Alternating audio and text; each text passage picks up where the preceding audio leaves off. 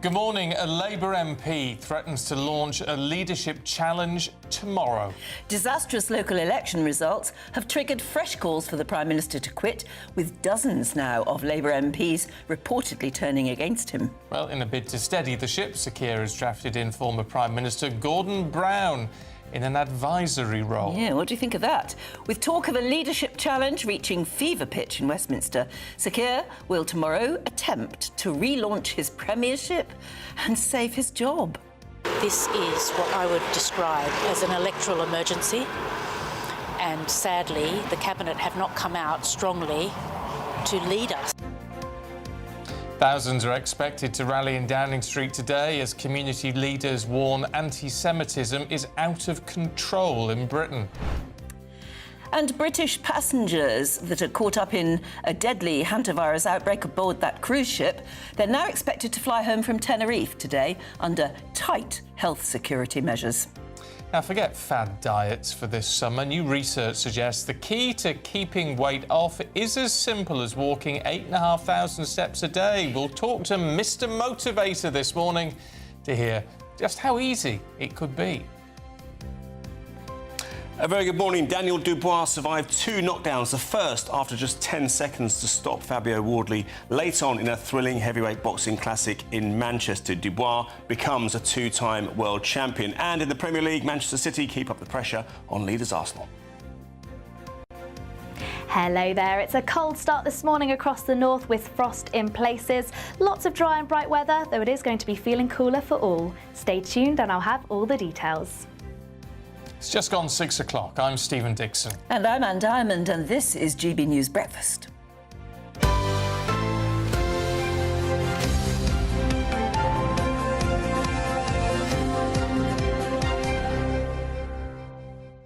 So here we are. We knew it would happen. Stalking horse. Yes. It's not a phrase we've heard for a while. No, is it? first time I ever heard it, didn't know what it meant at all, was when John Redwood, who was a very little-known MP, became the stalking horse for ousting Margaret Thatcher.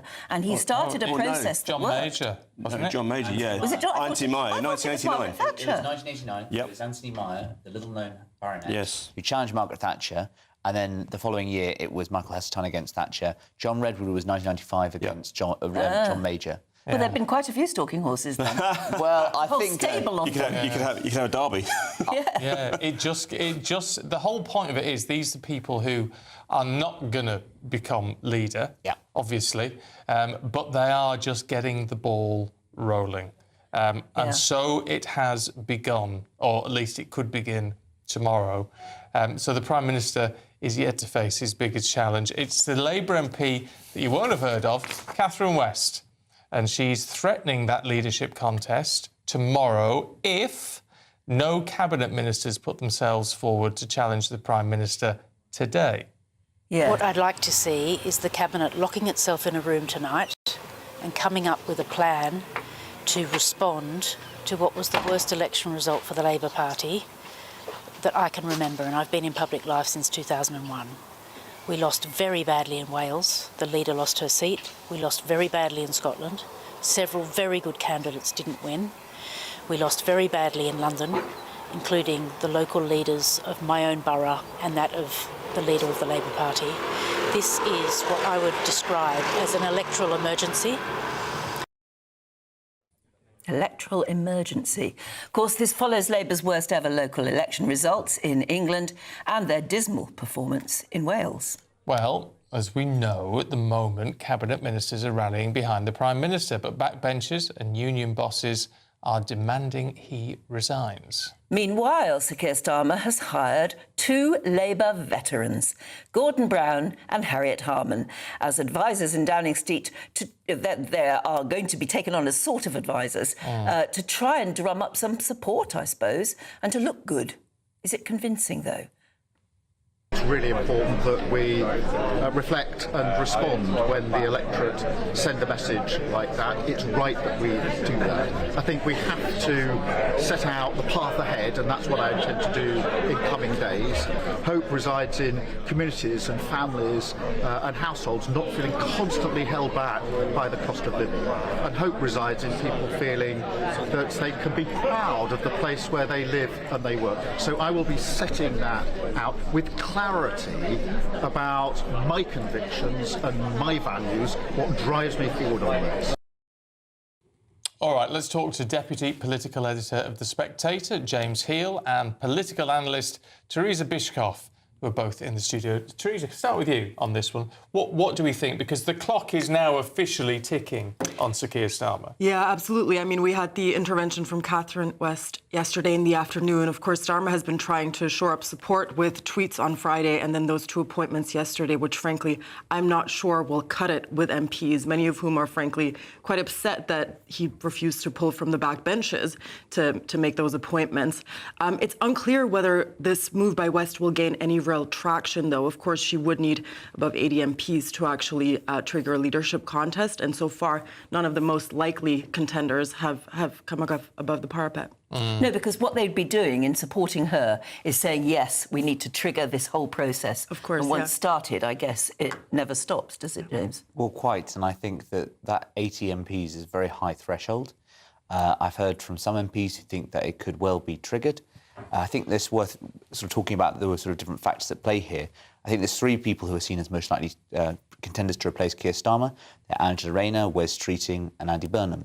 Those around Andy Burnham would ideally favour a longer time period for contest. Right. They need time. He can't win at the moment. Well, quite. They need to get him into Parliament, so they need a by-election, etc. So they're hoping for this phrase, an orderly transition. That would be Keir Starmer announcing a timetable saying, I'm going to go in a year's time. That would give Burnham time to get into Parliament. So what is quite striking to me is I'm hearing of people who support Andy Burnham.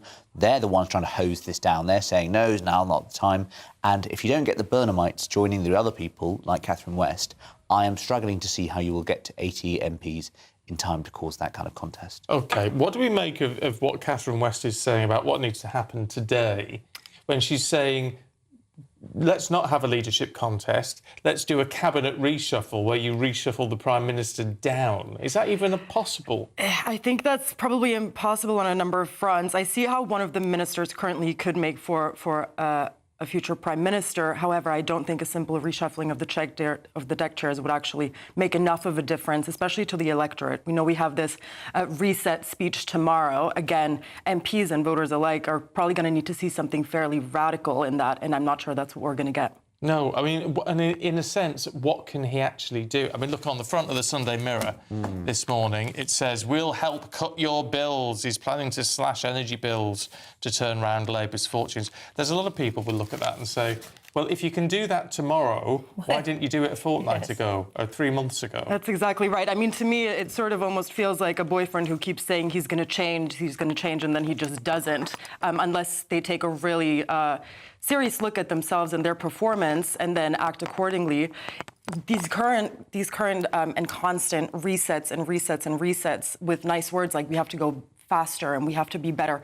You're going to have to be a lot more specific about what that now means, because nice words aren't going to make that much of a difference anymore. Can you describe the stalking horse process? I'm fascinated by this. I mean, what happens and how does it happen? So stalking horse was a pejorative term that came about in the late 1980s when no one was willing to challenge Margaret Thatcher towards the end of her time in Downing Street.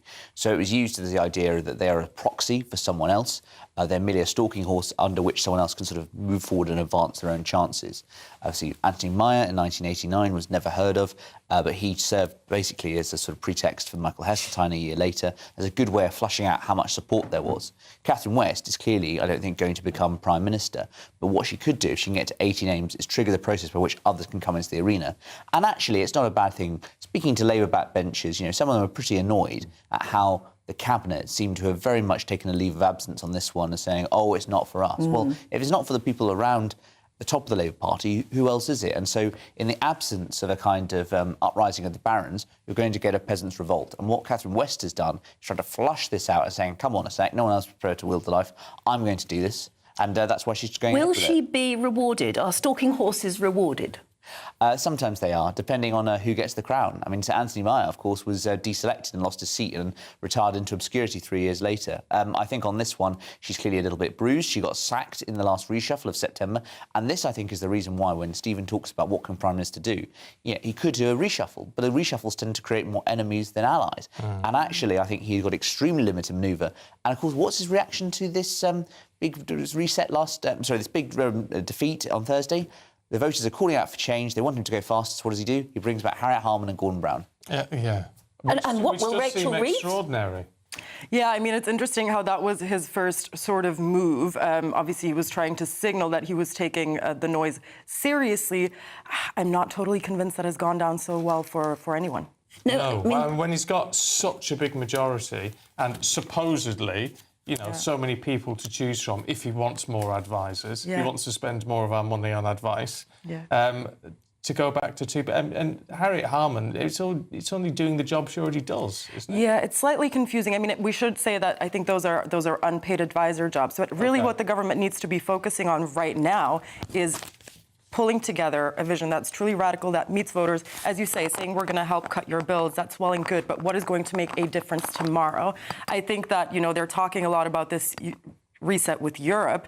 Some of these things, while good and in some parts popular, feel quite distant to a lot of the electorate. And I'm not sure that the speech tomorrow and then the King's speech, which obviously would have been weeks and months in the making, is going to carry that same level of urgency. I don't want to sound unreasonable, right? Yeah. You'll know that you'll be across this much more than I am. But watching all of this, it feels like the Prime Minister is floundering. It feels like he's a fish you've just pulled out of water and he's just flapping about trying to do something. And it doesn't feel very organised. Yeah, for weeks and months there have been these difficulties, and some really are starting to feel like it's death by 1,000 cuts. Hence why people like Catherine West, who probably previously wouldn't have had the guts to come out and say something like this, when she admittedly, she says herself, she doesn't necessarily have a plan, she doesn't really know how it works. But some MPs just feel so desperate that they're willing to make any move just to get Number 10 to change their approach. I think it also shows that she lost a lot of councillors in her patch of London. This is the human element of politics. She'll have stood there on Thursday night and watched as friends of her lose their job, and that is why that kind of splinter of ice is now into her heart. It's interesting that the photo opportunity they did yesterday, saying we've got Gordon Brown coming, they did with Rachel Reeves in the picture. Now, what does that tell you? Because if I were Rachel Reeves, I'd be a bit offended that former Prime Minister and... Yep. Yes, I think so. Well, it almost like she looks like she's officiating at a civil partnership, doesn't it? It's quite a slightly odd photo. Does. But that being said, I think that Rachel Reeves, had a poster of Gordon Brown on her wall at Oxford as a teenager. She's a very big fan of his, and they've sort of talked a lot before. I think it does show that they're trying to get a boost of economic credibility in, and also have a bit of sort of senior grandees. I mean, the Scottish Party has just taken an absolute shellacking north of the border, lost more seats at a 7th successive election. Brown is someone who's very much respected by that wing, so I think it's very much to Keir Starmer trying to shore up all elements of his coalition. Yeah, but it feels like they're going backwards. It feels like the change isn't happening fast enough. It's felt like that for months. However, I haven't really seen from the Labour Party sort of enough whim to actually make a move, None of the leadership contenders who we've been talking about now for months seem prepared to actually step up. But it's part of the issue with that. I mean, for people like Wes Streeting, that they don't want to be the first to put their head above the parapet because you tend not to win. Yeah, and that's... Well, now someone else is doing it. That's the challenge. Somebody else is doing it, and of course she's calling on those contenders to step up. Again, so far we've not seen much movement. Well, it's going to be very interesting to watch. Theresa, James, thank you very much indeed. We will see you a little bit later on. Right, it's 6:14 very nearly. Let's have a look at some other stories coming in the newsroom this morning. Well, those Britons who are stuck on a cruise ship hit by a hantavirus outbreak are finally set to be repatriated almost a month after the first passenger died from the deadly virus.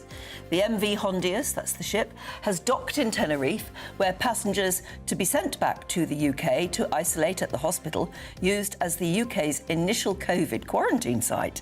Meanwhile, the UK HSA said the risk to the public was very low.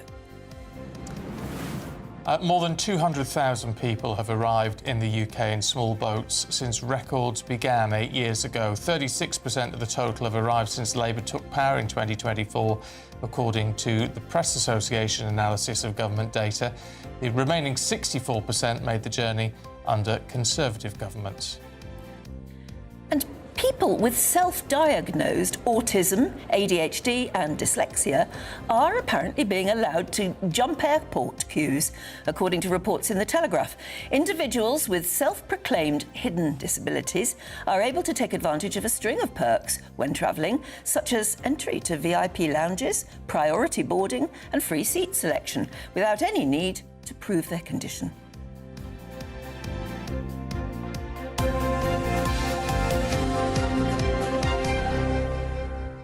Well, congratulations, everybody, because we've all just become dyslexic. Yes, if you can self-diagnose and you don't even have to prove it. No.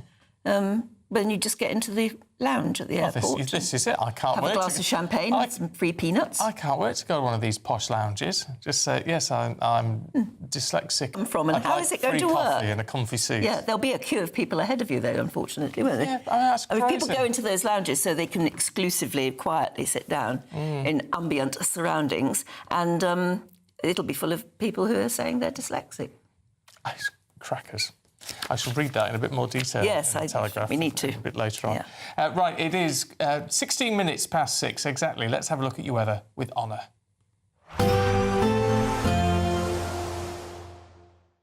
Expect warm spells with the odd rude interruption. Boxed Boilers sponsors the weather on GB News. Hello there, good morning. Welcome to your GB News weather update from the Met Office. Quite a cooler day ahead for many. We will see some showers across the south to start, otherwise lots of dry weather for the second half of the weekend and some sunny spells. Now it is going to be quite a cold start this morning across Scotland, Northern Ireland and northern parts of England, a patchy frost in places, otherwise largely dry and bright. Some showers pushing into the far southeast, and this could nudge slightly northwards at times, maybe bringing in some rain across London, and it will gradually turn more and more unsettled from the north in Scotland, some of this rain turning a little heavy at times. Otherwise dry and bright, lots of sunny spells, but it is going to be a cooler day ahead, particularly if you compare it to yesterday afternoon, so temperatures widely in the low to mid-teens.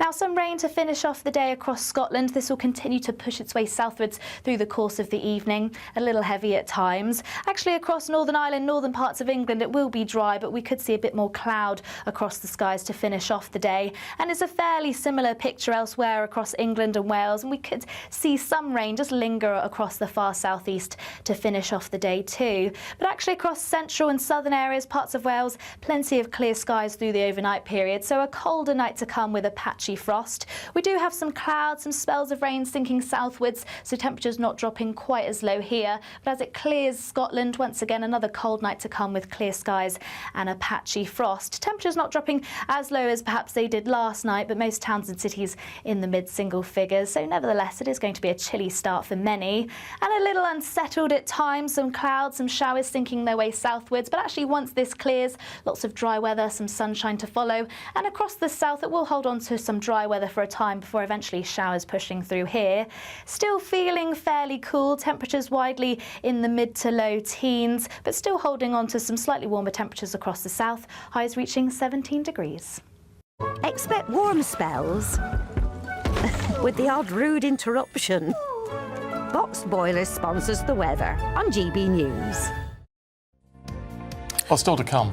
Britain's Jewish community says enough is enough as thousands prepare to march against anti-Semitism. I'll tell you more in a moment.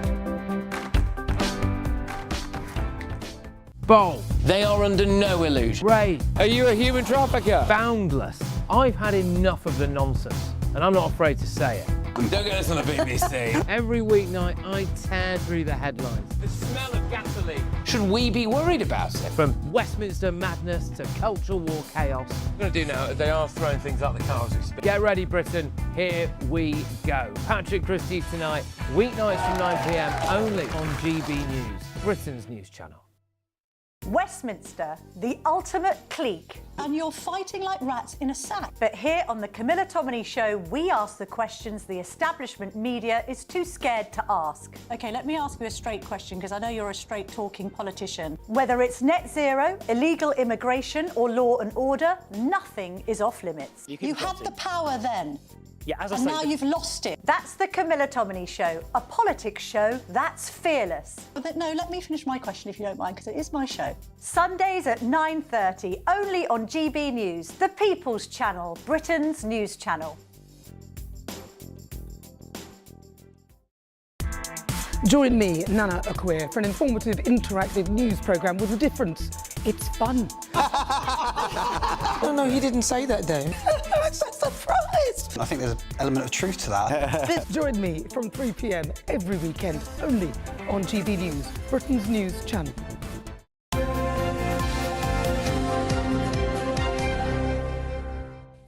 Nearly 22 minutes past 6, and a coalition of faith leaders, sporting bodies and major British institutions are calling for urgent action against anti-Semitism, warning that it's a problem for us all to fix. The intervention comes after a string of attacks targeting Britain's Jewish community, including the stabbing of those two men in Golders Green, with thousands expected to rally outside Downing Street later today. Well, as concerns grow over rising extremism, many are asking whether enough is being done to protect our Jewish communities. Let's speak to Gary Mond, chair of the Reform Jewish Alliance, who joins us now. Good morning, Gary. I mean, will a rally like this do any good, do you think? Are we convinced, or are the right people convinced, that anti-Semitism is a problem for all? Well, what I look for in a rally, and particularly in today's rally, is I want to see as many as possible non-Jews there, not just the Jewish community. I'm pleased to say that there are several non-Jewish groups who are participating. There's a group called Our Fight, which is strong in countering anti-Semitism, which is certainly not run by Jewish people. There's British Friends of Israel, and you probably may know that the notable Telegraph columnist Alison Pearson is heavily involved in that. And there's 2 or 3 other non-Jewish groups helping. I would like to see as much support as possible for non-Jews. And it's not just me. The chief rabbi said that he hopes that today's event is not perceived to be a Jewish event, but perceived to be a British event.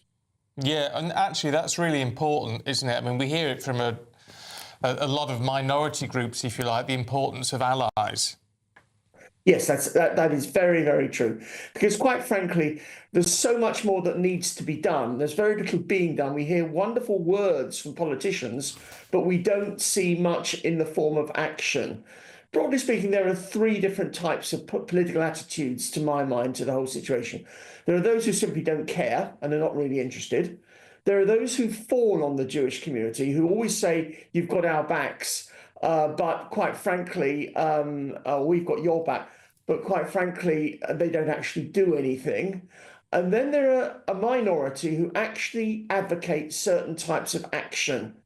We want to see action with regard to what's happening in schools, what's happening in hospitals, what's happening in places of work, in the world of entertainment, where we hear performers start chanting death to the IDF.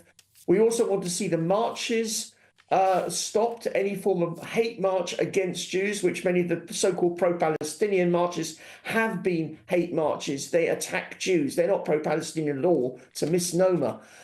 There's a lot to be done. There's also some of the things that Nigel Farage has suggested, which relates to banning the IRGC, which relates to banning the Muslim Brotherhood and sending the Iranian ambassador home, because hate is coming from that particular source as well. That is to say, from organizations close to Iran. We're just not seeing enough in so many areas where we can actually improve the situation. Politicians are simply either doing nothing or not enough. Yeah, I mean, you said earlier that words are easy, and that's what politicians have in abundance. Lots and lots of words. Sounds good, but as you say, you feel it's no action. Is that why you're going to go to Downing Street? I mean, and this Prime Minister must be made to actually act. What would you want him to do? I just mentioned several of the points regarding Iran. I've also mentioned banning the marches. I also think, as that's happening in Australia at the moment, we should be looking at a whole raft of actions, either within the law or changing the law, with regard to anti-Semitism in specific areas of public life. I mentioned schools, I mentioned hospitals, I mentioned the courts. I would also say looking at the universities, where frankly Jews are terrified to even go at the moment.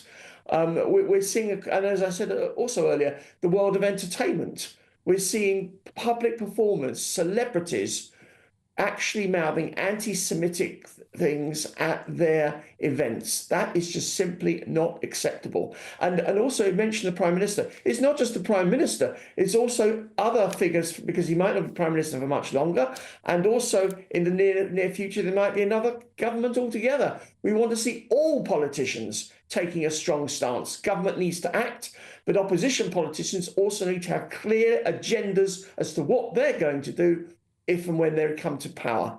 Do you think any of this is going to be enough? Because it's just making your voice heard on this do enough to change attitudes sort of further down the line, as it were? Because this is somehow has become a fundamental problem in this country. It is a good point that you make, because we have been rallying for the last 2.5 years and there's very little changed. But we're just trying to do our best. But at the end of the day, it is down to government. And all we can do is try to tell government that this is what they need to do. And I've listed some of the points, what actions need to be taken. And by the way, some politicians fawn. I've got the case of Kemi Badenoch, for example. When she was in government, she did not assist Suella Braverman in getting the marches banned. In fact, she didn't help her at all. And yet now she seems to be all over the Jewish community and fawning and saying this is what needs to be done. We want to see action taken by government, whoever the government may have been, Conservative or Labour. And I hope that in future the Reform UK government will take action. Yes, I mean, what you call the hate marches, that's a very difficult one, isn't it? Because the free speech people will always be against banning any of those marches, because they say they're not hate marches, they're just an expression. They are hate marches. They terrify the Jewish community. We hear the chants from the river to the sea and other anti-Semitic chants that are broadcast on those marches. They are unquestionably hate marches, and some politicians actually get it. Suella Braverman got it when she was Home Secretary. Reform UK politicians today are getting it. Richard Tice has called for those marches to be banned. And yes, there will be some who say, well, you've got to have freedom of speech. But the point is that when does freedom of speech become hate speech? That's when you have to act. And I believe those marches cross the line. And also, you can do one or two other things. You can have demonstrations and say, OK, you can demonstrate once every 3 months or once every 6 months. But the hate marches, as they stand, as they have been taking place, need to be stopped. OK. Gary Mond, good to talk to you. Thank you very much indeed. Thank you. It shouldn't be difficult. I mean, protest and free speech is really important. It shouldn't be difficult for us all to be able to draw a line to say, well, this is me protesting against something and this is me being threatening to somebody else. It's not that difficult, is it? Well, they just deny it, don't they? Deny they're being threatening. And the other thing that absolutely disgusts me is the attitude that seems to be bred in some of the universities. I cannot believe that some young people who go to university, and you're meant to be fairly intelligent if you've actually got to university and you're studying, actually say they will not share with anyone who's Jewish. I cannot believe that they think that's acceptable in today's day and age. No. It's crazy. Anyway, unforgivable. Well, it gives us something to think about, doesn't it? And I think we all need to sit back and have a ponder. So here's the daily reflection. The GB News Daily Reflection. Hi, I'm Chris Tufnell, a vicar in the Church of England. My parents are now of an age where I'm increasingly conscious that one day I will say goodbye to them for the last time. Only I may not realise at the time that that's what I'm doing. And so I consciously try to make every goodbye a good one, in case it turns out to be the last. I expect we've all experienced that tug on our hearts as we've watched a loved one disappear from sight, at the airport departure gate or on the station platform, as they drive away by car or as we leave the hospital ward. It's a heart-wrenching thing to say goodbye to those we love. This church building is called the Ascension. It's a scene depicted in the window behind me, when Jesus, having died and risen again, then ascended into heaven, leaving this world and leaving his followers behind. It would have been a heart-wrenching goodbye for them. And that's why Jesus prepared them for it so carefully the night before he died. He said to them, "Before long, the world will not see me anymore, but you will see me. Because I live, you also will live." It's a promise that I think chimes with our deepest intuitions, that death does not have the final word. And it's a promise that gives great assurance to followers of Jesus, that because he lives, we will too, and that one day we will say a last goodbye to goodbyes forever.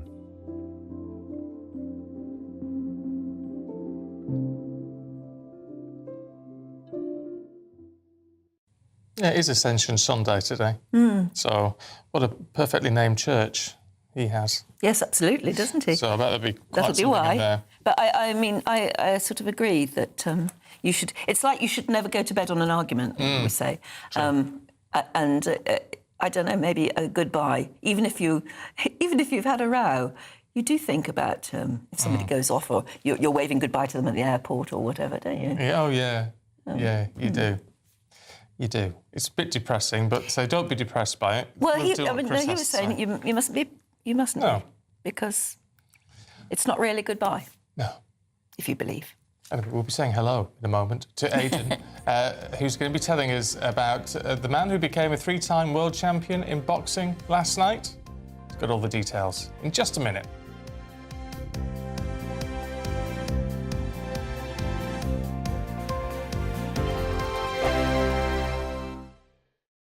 Hi, I'm Michelle Dewberry, and my show is your opportunity to cut through all the noise and dive in headfirst to some robust debates. Ideas clash. Situation, isn't it? Because the failure is you're deliberately avoiding my point. Nothing's held back, And if you think this is the end of it, wait for more. and we do not shy away from the difficult stuff. Sometimes I want to shake people and say, if only you understood. So join me on Dubes & Co. weeknights at 6 p.m, only on GB News, Britain's news channel. 5 hosts, 5 opinions, 5 fearless debates, 5 unfiltered takes on the day's news. 5 reasons not to be anywhere else on Saturday night. This is the Saturday 5. You got me. You got me good there. Britain's biggest Saturday night TV show. It's not a bad brand. Yeah. Uncensored. Very, very racist tonight on the unpredictable. What did she say? Can you translate it for us? And always entertaining. And how can a country go from being led by William Wallace Saturday nights from 6 p.m. only on GB News. The People's Channel. Britain's news channel. You're going to want to stay tuned, trust me. At GB News, we love to hear from you, our loyal community. So drop us a line at gbnews.com/yoursay. There you can talk to each other and also to the presenters live on air. gbnews.com/yoursay, because GB News is your channel, Britain's news channel. From the school run to the home run, watch a new show for all of Britain. So he can say whatever he wants. A straight talking show where all voices are heard. And, when are we going to stop talking about smashing the gangs and actually do it? With the stories that matter from every part of our country. There's a bit of a crash landing there for your Chancellor. Bold, fearless and standing up for you. That's me, Martin Daubney, 3 p.m. till 6 p.m, weekdays, here only on GB News. The People's Channel, Britain's news channel. Do you trust what you're being told? Good, because Because neither do I. Those are just facts. I'm Alex Armstrong, and on my show, we'll expose the spin. Well, I want to answer that because you didn't let me last time, because you always speak over me. The broken promises. To deny that is denying the truth. And the hypocrisy. Needs to stop. You think we can allow? Politics, policy, parliament. Nothing is off limits. No sugarcoating, no fear of offence, just the truth laid bare. Tune in every Saturday and Sunday at 9 p.m. for Alex Armstrong Tonight, only on GB News, Britain's news channel. Britain deserves a newsroom that puts the facts and your voice first. Well, and that's what you get on GB News. Lively debates, lively conversation. And we're not afraid to hold power to account. And each other. So join me, Andrew Pearce. And me, Miriam Gates, for Britain's Newsroom, weekdays from 9:30 on GB News.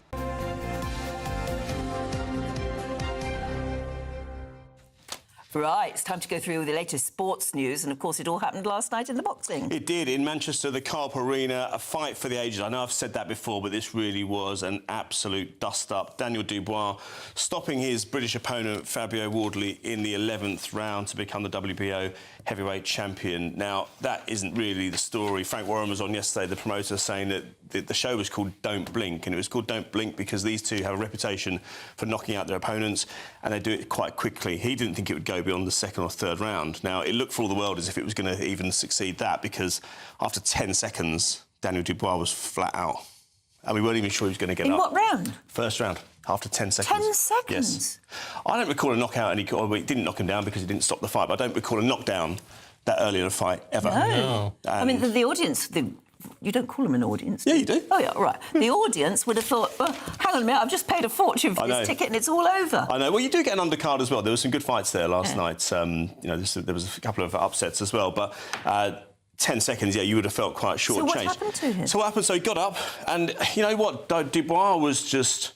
He's not a very good talker. He's not confident. He's not somebody you want to sell a fight on, but he attracts eyes to his game because he's a very accomplished fighter. He's got incredible power. He's not afraid to go into the ring with a top opponent. His resume of fighters, he's fought Usyk twice, he's beaten Joshua, he's now got Wardley on his CV. He's quite outstanding. He's got a lot of ability. He's one of the best ones out there, I would suggest now. So anyway, he never really looked out of control. Even though he was knocked down after 10 seconds, he got back on his feet and he looked strong, but he was knocked down again in the third. And it looked as if he was in real trouble. His legs were starting to go, but again, he recovered his composure quickly. And lots of people have questioned his heart over the years. Can Daniel last the distance? Has Daniel really got what it takes when the going gets tough?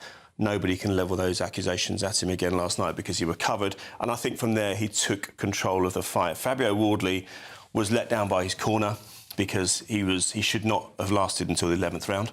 He should have been taken out in probably about certainly the 9th. I think the referee, Howard Foster, I don't know why he didn't decide to take Wardley out of the fight. And sometimes you listen to a fighter in the ring, they're the first ones to know they're out, but they're also the last ones to admit it. Yeah. And I think that when, by the look of it, Wardley's face was a mess, an absolute mess. And he wanted to carry on, and it was only a matter of time before Dubois finished it, and he did so in the 11th round. Congratulations to him. I could see Daniel Dubois fighting Moses Atalma now, possibly even later this year. But in terms of how the show went last night, absolutely extraordinary. One of the best heavyweight fights I've seen in many a long year.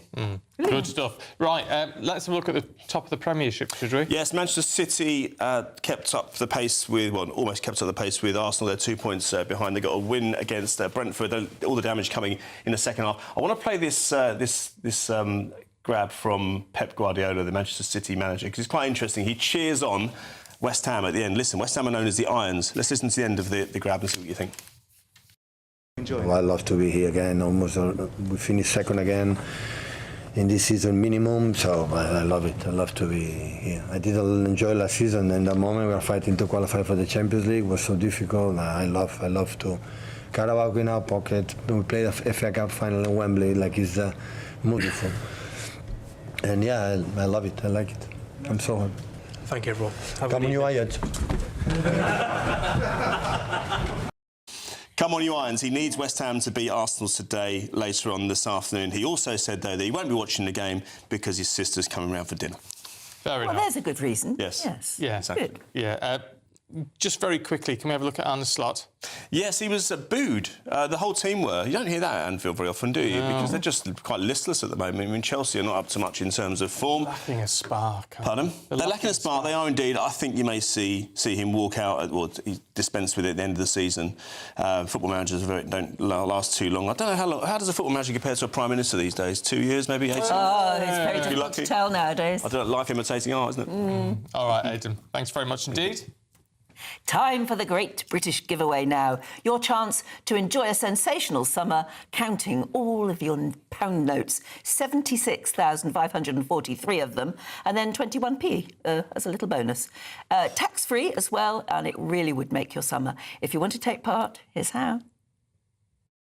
Are you dreaming of a ton of tax-free cash this summer? We want to make that dream come true with a stunning £76,543 and 21 pence in cash to spend however you like. That is extra cash that you could use to buy those treats you've always wanted, put a new car on the drive, or just relax in the knowledge that this year we've got your back. £76,543 and 21 pence is an incredible amount of money, and it could be all yours. For a chance to win £76,543 and 21 pence in tax-free cash, text cash to 63225. One entry costs £2.50 plus one standard network rate message. Or text bonus to 63225. 5 entries cost £5 plus one standard network rate message. Go to gbnews.com/win. Entries start at £2.50. Call 0903 686 3232. Calls cost £2.50 plus your network access charge. Or post your name and number to GB21 PO Box 8690 Derby DE1 9TT.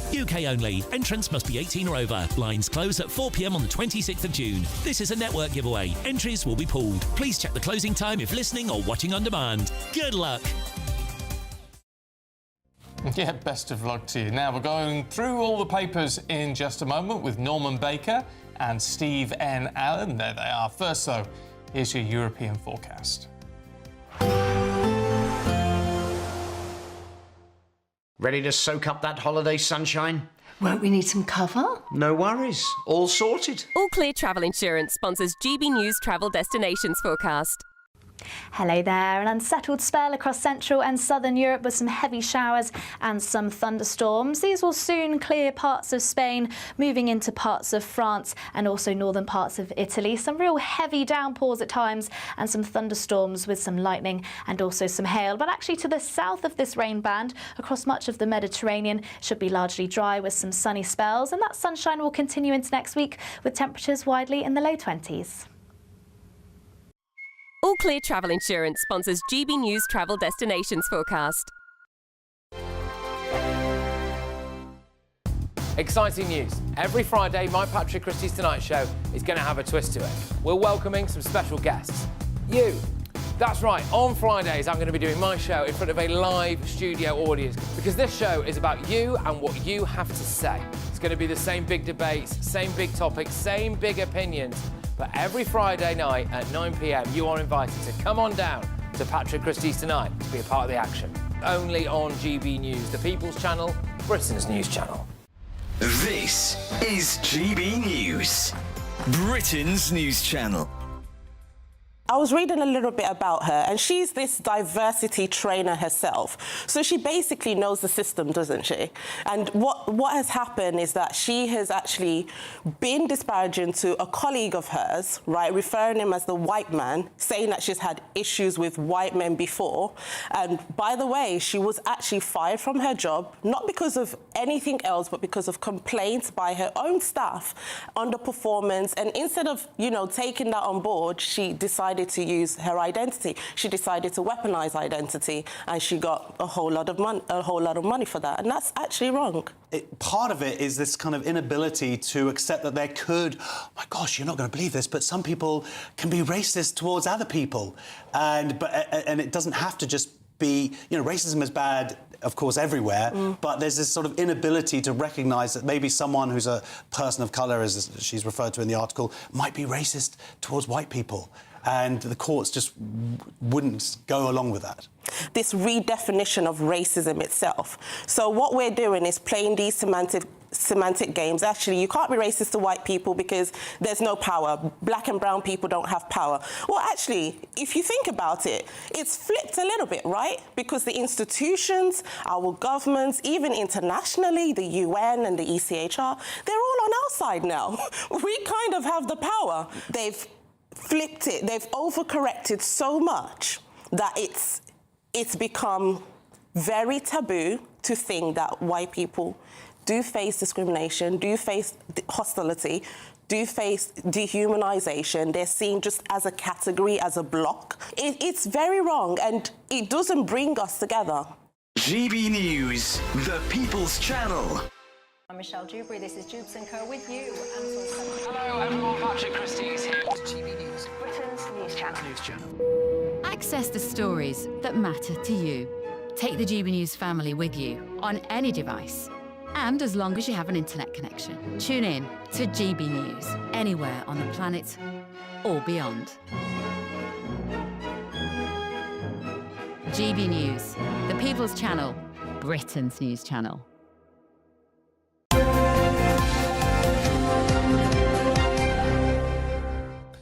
Newspapers for you now at 6:46, and the Sunday Telegraph claims the plot to oust the Prime Minister thickens.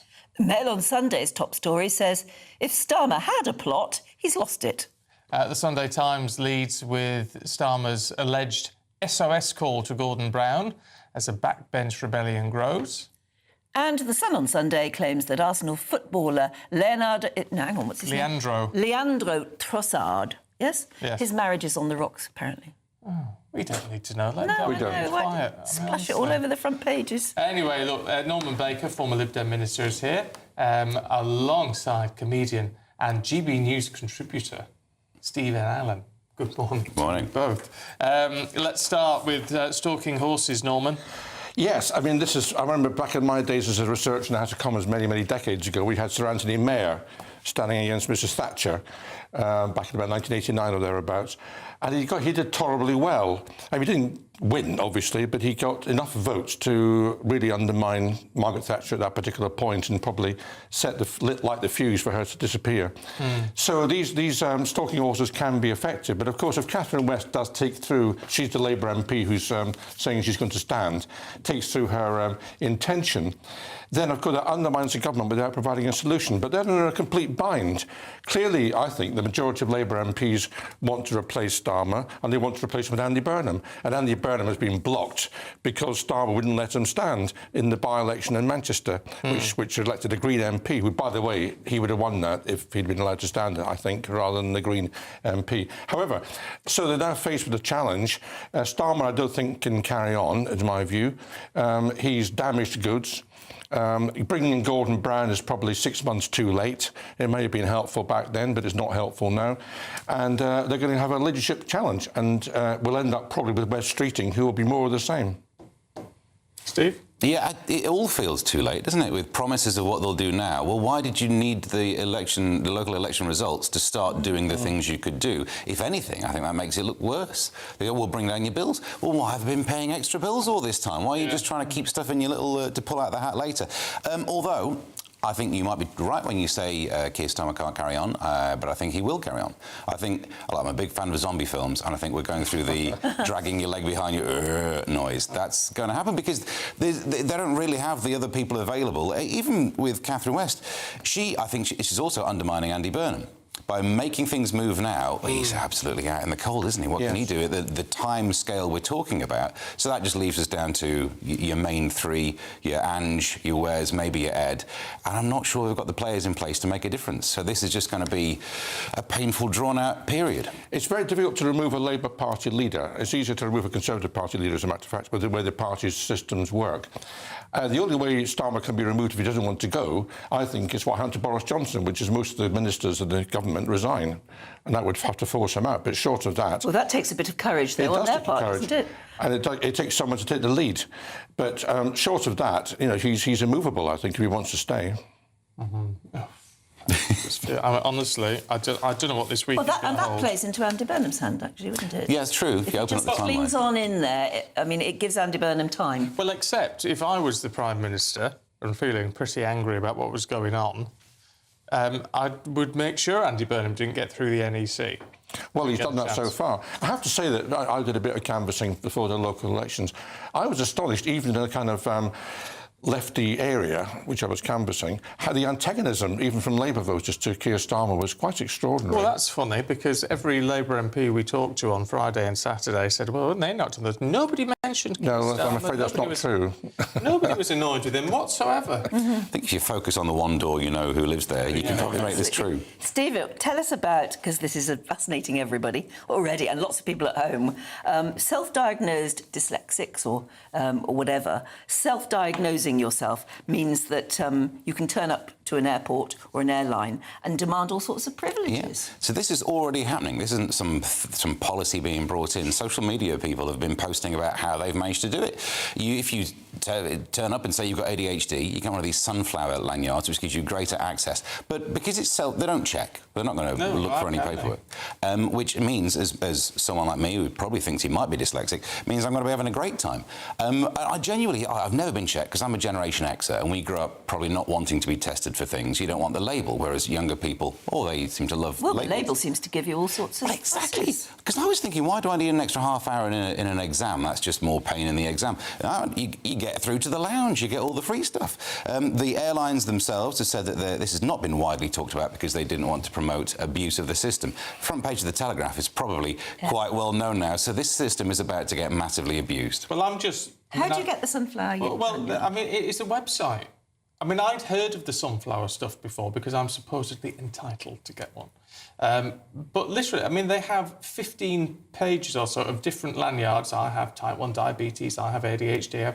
You just order it, they make it to order with your picture on, all the rest of it, and then it costs £11.50. Yeah. And then you've got it. Then you've just got it. I mean, look, some disabilities are hidden. Let's be quite clear about that. But if they are hidden, then there's no reason why you shouldn't get a doctor's note, which then entitles you to go to the airline and say, I've got a particular condition. Yeah, I don't really agree with that. Well, I mean, some disabilities don't actually require you to have preferential treatment in an airport. Well, no, you see, the whole hidden disabilities thing. I mean, I'm classed as someone with a hidden disability. I don't think what I've got is a disability. I think people who are, struggling to communicate or struggling to walk or, these very obvious things, that they need assistance. People with ADHD and all that, it's not a disability, it's a condition, it's a chronic condition. But if you're getting on an aeroplane, sometimes it would be handy to be able to choose your seat. So that you've got access to the loo or whatever. And apparently, on many airlines, you have to pay for that. Yeah, but... Well, this sunflower lanyard would actually mean that you can get it free. But as someone who spends a little longer reading than maybe the average person, I don't think that would aid my travel. I've never been sat in an airport thinking, this would have been easier if I could read those 2 digits that tell me where I sit a bit quicker. I don't think dyslexia is the thing that really slows you down through an airport, so why do you get preferential treatment for that? Yeah, I think it's utterly mad. I think the world has gone mad. It's going to be... I mean, as you said, the airlines didn't really want to make it front-page news because now it'll be a problem. Well, now it will be, and for those of us who declare themselves as normal and without disabilities, we'll have a shorter queue because everybody ought to be in the other queue. We'll have to get a lanyard saying, I am normal, please treat me appropriately.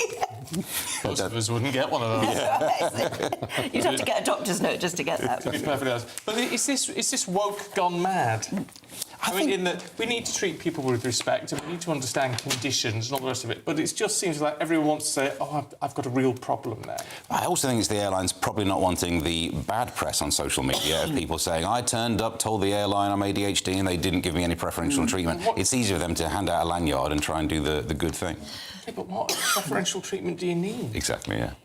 This is what I can't get my head around. 300 airports, apparently. 300 now subscribe to that scheme, so... Well, let's all order one. Have a lovely time. Tell us how you get on. All right, you two. Thanks very much indeed. We'll see you later. Let's have a look at your weather.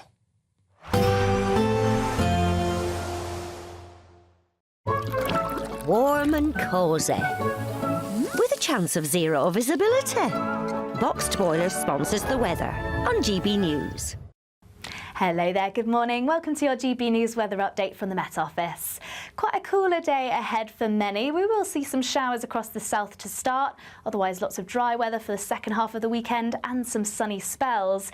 Now it is going to be quite a cold start this morning across Scotland, Northern Ireland and northern parts of England. A patchy frost in places, otherwise largely dry and bright. Some showers pushing into the far southeast, and this could nudge slightly northwards at times, maybe bringing in some rain across London, and it will gradually turn more and more unsettled from the north in Scotland, some of this rain turning a little heavy at times. Otherwise dry and bright, lots of sunny spells, but it is going to be a cooler day ahead, particularly if you compare it to yesterday afternoon, so temperatures widely in the low to mid-teens. Now some rain to finish off the day across Scotland. This will continue to push its way southwards through the course of the evening, a little heavy at times. Actually across Northern Ireland, northern parts of England, it will be dry, but we could see a bit more cloud across the skies to finish off the day. And it's a fairly similar picture elsewhere across England and Wales, and we could see some rain just linger across the far southeast to finish off the day too. But actually across central and southern areas, parts of Wales, plenty of clear skies through the overnight period, so a colder night to come with a patchy frost. We do have some clouds, some spells of rain sinking southwards, so temperatures not dropping quite as low here. But as it clears Scotland, once again another cold night to come with clear skies and a patchy frost. Temperatures not dropping as low as perhaps they did last night, but most towns and cities in the mid-single figures. So nevertheless, it is going to be a chilly start for many.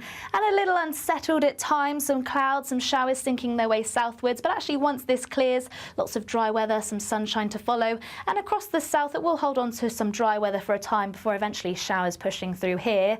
Still feeling fairly cool, temperatures widely in the mid to low teens, but still holding on to some slightly warmer temperatures across the south, highs reaching 17 degrees. Warm and cosy, with a chance of zero visibility. Boxed Boilers sponsors the weather on GB News. Are you dreaming of a ton of tax-free cash this summer? We want to make that dream come true with a stunning £76,543 and 21 pence in cash to spend however you like. Put a new car on the drive or just relax in the knowledge that this year we've got your back. For a chance to win, text cash to 63225. One entry costs £2.50 plus one standard network rate message. Or text bonus to 63225. 5 entries cost £5 plus one standard network rate message. Go to gbnews.com/win. Entries start at £2.50. Call 0903 686 3232. Calls cost £2.50 plus your network access charge. Or post your name and number to GB21 PO Box 8690 Derby DE1 9TT. UK only. Entrance must be 18 or over. Lines close at 4 p.m. on the 26th of June. This is a network giveaway. Entries will be pooled. Please check the closing time if listening or watching on demand. Good luck. Westminster, the ultimate clique. And you're fighting like rats in a sack. But here on the Camilla Tominey Show, we ask the questions the establishment media is too scared to ask. OK, let me ask you a straight question, because I know you're a straight-talking politician. Whether it's net zero, illegal immigration or law and order, nothing is off limits. You had the power then. Yeah, as I and say, now you've lost it. That's the Camilla Tominey Show, a politics show that's fearless. But no, let me finish my question if you don't mind, because it is my show. Sundays at 9:30, only on GB News, the People's Channel, Britain's news channel. I've been in Westminster for a long time, but I know that though power may be here, its effect on people's lives is across the whole of the country. We may be where rules are made, but it's where they're implemented that matters. Join me, Jacob Rees-Mogg, for forthright and frank discussion on where Britain has come from, where it's going, and where it will end up. That's State of the Nation, Monday to Thursday, 8 to 9 o'clock. Vox Populi, Vox Dei. As soon as it hits 11 and the headlines come in, the Late Edition brings you the breaking news from all the front pages. Because the news is going to happen. So get a head start today. Patrick Christie's tonight, Late Edition. Alex Armstrong tonight, Late Edition. From 11 o'clock every night. Only on GB News, the People's Channel, Britain's news channel. You want to know what's really going on in the corridors of power? Labour don't know what to do with you half the time, and that makes you quite lethal in the chamber. Get behind the headlines with Chopper's Political Podcast. Join me, Christopher Hope, as I sit down with the great and the good of British politics. We'll see where this ruling takes us. These are the stories shaping our nation. Chopper's Political Podcast, available now on all platforms. Listen in and stay ahead.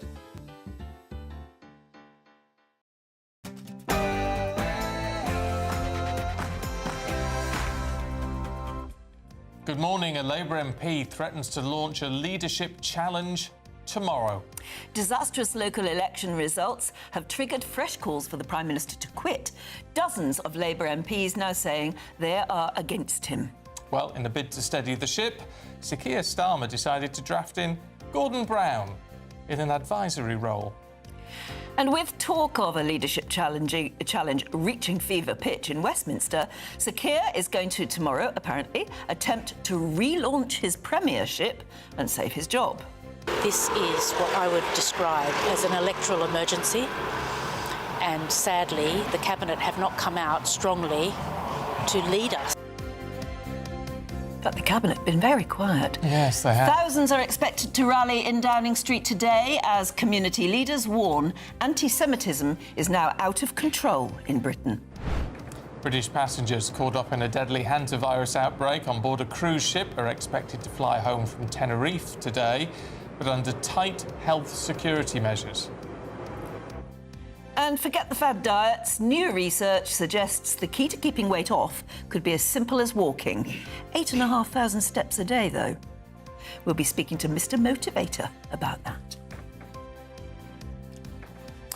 Middlesbrough boss Kim Hellberg accused Southampton of cheating as the row over the Spygate saga intensified. The two sides played out a goalless draw in the first leg of their Championship playoff semi-final at the Riverside. And in Scotland, we look ahead to the final Old Firm clash of the season. Hello there. It's a cold start this morning across the north with frost in places. Lots of dry and bright weather, though it is going to be feeling cooler for all. Stay tuned and I'll have all the details. It's just gone 7 o'clock. I'm Stephen Dixon. And I'm Anne Diamond. And this is GB News Breakfast.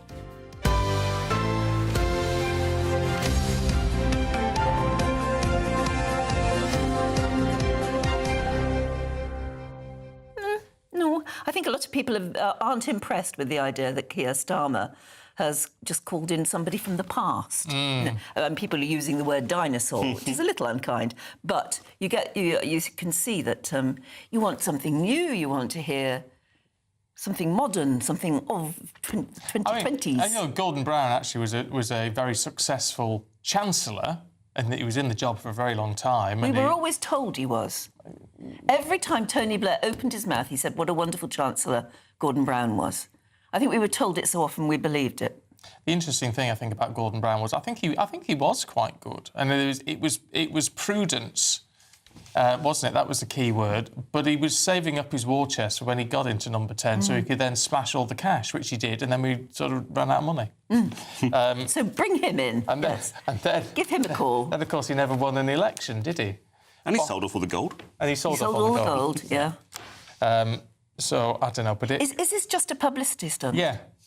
Is that it? Absolutely. I think it looks like desperation. Yeah. Well, it is. It is desperate. He is absolutely desperate, isn't he?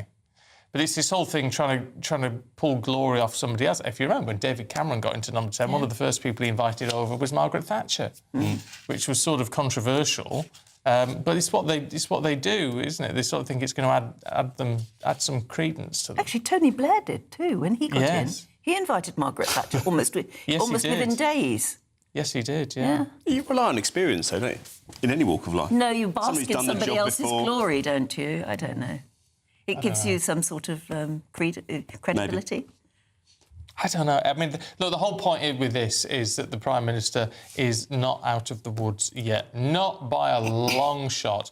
And it's really, cat amongst the pigeons is Labour MP Catherine West. Now, she was a sort of junior minister up until quite recently, but you probably don't know the name. But she has come forward now. She's livid with what's going on. She threatened to trigger a leadership contest as soon as tomorrow if no other cabinet ministers put themselves forward today. Yeah, and haven't they been quiet? It all follows, of course, Labour's worst ever local election results in England and their dismal performance in Wales. Well, cabinet ministers are rallying behind the Prime Minister. Are they? Sort of. sort of quietly, really, apart from the odd one or two who've been vocal. But backbenchers and union bosses are demanding that he resigns. Meanwhile, Sir Keir has hired those 2 Labour veterans. You can call them dinosaurs, we couldn't possibly comment. Gordon Brown and Harriet Harman as advisors in some capacity in Downing Street, sort of to try and drum up some support, to add credibility. The Prime Minister, though, insists he's not going to quit. It's really important that we reflect and respond when the electorate send a message like that. It's right that we do that. I think we have to set out the path ahead, and that's what I intend to do in coming days. Hope resides in communities and families and households not feeling constantly held back by the cost of living. And hope resides in people feeling that they can be proud of the place where they live and they work. So I will be setting that out with clarity about my convictions and my values, what drives me forward on this. His convictions, his values, and what drives him forward on what? Exactly. Robert's been in touch. He says Keir Starmer should go on the 8,500 steps a day programme, out of the door of number 10, down Downing Street, down Whitehall and disappear. Well, let's talk to Deputy Political Editor of The Spectator, James Heal, and political analyst Teresa Bishkoff. Good morning to you both. James, are you convinced by the Prime Minister warming up for his speech tomorrow? He's going to lay out his convictions. Well, we look forward to hearing them. I think this is about the 3rd reset I'll have covered in the brief 2-year premiership of Keir Starmer. We'll wait to see what he has to say. He's sort of got ahead of himself by doing these big interviews in The Observer and in the Daily Mirror today. And frankly, what's so striking is he has so little to say. It is a very weak agenda. I think that a lot of Labour backbenchers are going to be unimpressed when they see the King's speech later this week on Wednesday. And I think it's going to reopen all those sort of fears and doubts about him at a time when number 10 are saying, well, hang on, wait until you see this, wait until you see that. They're trying to save the Prime Minister, and I don't think it's going to work. Actually, that's very interesting you bring in the King's speech, because if he did say anything really meaningful, lay out plans in the speech tomorrow, he's actually usurping his own King's speech. So he's in a difficult position. He is. It's sort of, what can you actually offer? You know, it's pretty thin gruel. He obviously has just had a shellacking of a defeat in which many Labour MPs would have lost their friends and as councillors. And I think that he obviously has the legislative agenda. He won't want to get ahead of that. He very much likes process and procedure. So it's very much a sort of hand-holding exercise. But frankly, and I think the first 48 hours after that defeat, his initial steps have been sort of flat-footed. He also sent an email out to Scottish Labour activists, which very much enraged them. And I think that he's done nothing to reassure the faith of the party. What do you make of it all, Teresa? Yeah, I mean, I think if we zoom out beyond the sort of personnel drama, what it really comes down to is making people feel like they're better off. You know, we see the front page of the Mirror will help cut your bills. What will that actually look like in practice? We just don't know. A lot of voters decided to desert Labour exactly because they felt that their hard work day to day simply wasn't paying off anymore. Now, some of the trails that we've seen from the King's speech don't really seem to directly address that, but we'll have to wait and see. And in the meantime, of course, a lot of attention is placed on what is happening with the potential leadership contenders. What do you make of when they say, I mean, we had a lot of members of the Cabinet on over the weekend, on Friday, all saying, well, you know, what matters now? What the message from this is, people want us to go harder and faster. We want to see more change now. As if they still believe that's why they were elected. They were elected. They were elected. As someone said on the programme yesterday, if a cardboard box had been up for election against the Tories in 2024, they would have won. Yeah, I mean, I think it's probably not entirely fair on Labour's agenda to say that, you know, their programme wasn't popular. However, once they got into government, there were some question marks about who Labour are for, and I think we still haven't quite seen them figure out that identity now. The other thing, of course, with this language around, we have to be better, we have to go faster and further. Personally, I don't think it's the first time we're hearing that. It really is time to put your money where your mouth is, and that's what the next few days are going to be all about. It's going to be very interesting, his speech tomorrow, because he's got to be convincing. Otherwise, we're all going to say, oh, more of this word salad. And actually, what's quite interesting is I think a lot of the momentum and imperative of that speech has been taken out by Catherine West coming out and challenging it. It's going to be very difficult saying we're united, politics of hope, etc., if his own backbenchers don't believe it. So I'm not sure expecting a great deal. I remember, of course, September when it was phase 2 of his premiership. What phase are we in now? 3, 4? Either way, it doesn't seem to be working for him, does it? What do you make of the stalking horse issue, Theresa? Is it going to gather momentum? Can she pull in the numbers to start the process? Yeah, I mean, it's fascinating. It did feel a little bit like it came out on a whim. In the interview yesterday, she said she had just come up with this sort of idea in the morning, and hence she only had 10 supporters so far, but she was confident she could get to 80 or more. All eyes is going to have to be on who moves now. It was an ultimatum to the cabinet. We haven't heard much from them. I'm not totally convinced she is going to get that momentum, but there's no doubt that it heaps pressure onto number 10 at a time when they want to be focusing on their policy agenda and how they speak to voters about that. It's like, again, with that, I can't help but think, what policy agenda? Yeah. With this, it doesn't feel like we have any idea what direction they want to go in. Yeah, and I think, obviously, they have put some changes into place that have actually been popular with the electorate around sort of some parts of the Employment Rights Bill, minimum wage and other things. Now, the trail we are seeing ahead of tomorrow and ahead of the King's speech, there's a big focus on Europe. Again, elements of that are popular with the electorate, but day to day, voters across the country aren't going to feel like that's making a significant difference in their lives. That is the offer we now need to see. There are question marks amongst voters and Labour MPs whether that is something they're able to work up. I also wonder with that, because, I mean, admittedly, some parts of the population will like the idea of closer ties with Europe, right? Fair enough. But when we're seeing a surge in support for reform, and the results we've seen this weekend, where we know reform does a lot better with sort of Brexit supporting communities, it's just like it's like a red rag to a bull, isn't it? Totally. And I think what's interesting is that how are Labour going to respond to these results? Are they going to go after the hero voters, the kind of working classes they've always purported to speak for, or are they actually going to take effect of where their electoral coalition actually is, which is a much more middle-class, prosperous one, and deliver policies for that? An Erasmus scheme, for instance, or looking at things that are sort of targeted at the middle classes. That actually would probably boost Labour's flagging remaining support. And a lot of those places, as you're saying, Stephen, places that voted in Wigan, they're gone at the moment. So I don't know what the sort of strategy is. What I will say is Keir Starmer doesn't seem to make his mind up whether he's going for the sort of progressive flank or the reform one. And so therefore he seems to get pulled in both directions. And as Margaret Thatcher, you mentioned earlier, said, if you stand in the middle of the road, you get run down by both sides. Yeah, very true, yes. The photographs on many of the front pages are of Gordon Brown and he on number 10, on the steps of number 10 Downing Street. Is it a real job, do you think, that Gordon Brown's being offered? And if it is, as a financial advisor, what does it say about any confidence in Rachel Reeves? And also, what sort of advice might he give? Yeah, I mean, that's an interesting point. I think in terms of whether it's a real job, I certainly think there's a lot of expertise that he can bring to the table. What does it say about Reeves? I think it's fascinating that, of course, on the front pages, you see pictures of the three of them, clearly an effort from the Prime Minister and his advisors to show that confidence in Reeves remains. I think those appointments in general were an interesting first step almost, because that's what we saw on Saturday in an effort to shore up support. But, and this kind of speaks to the point as well that James was making, it's again sort of a question of who are they trying to convince and bring on side with those moves.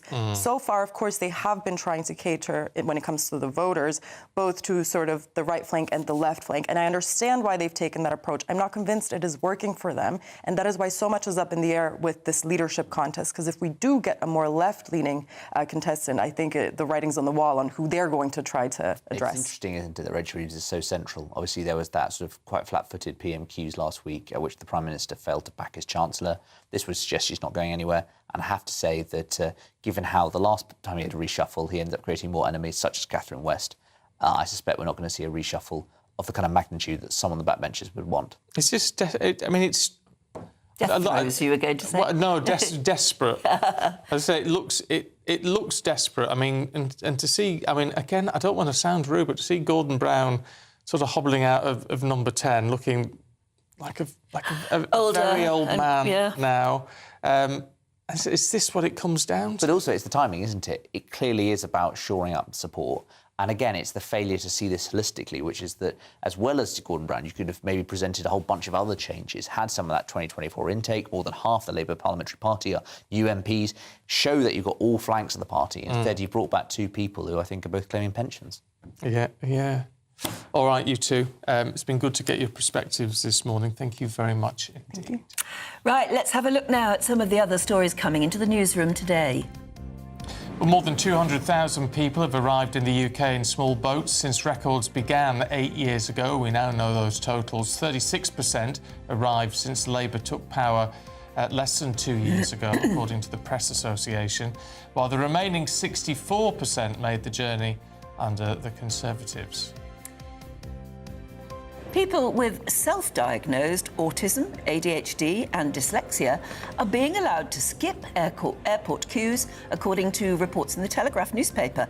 Individuals with self-proclaimed what they call hidden disabilities are able to take advantage of a string of perks when travelling, like entry to VIP lounges, priority boarding and free seat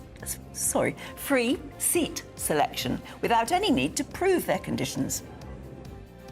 And teachers in England are set to vote on striking later this year. It comes after they criticised a proposed 6.5% pay increase over the next 3 years. The National Education Union says it will hold a formal ballot in the autumn if the government doesn't take urgent action.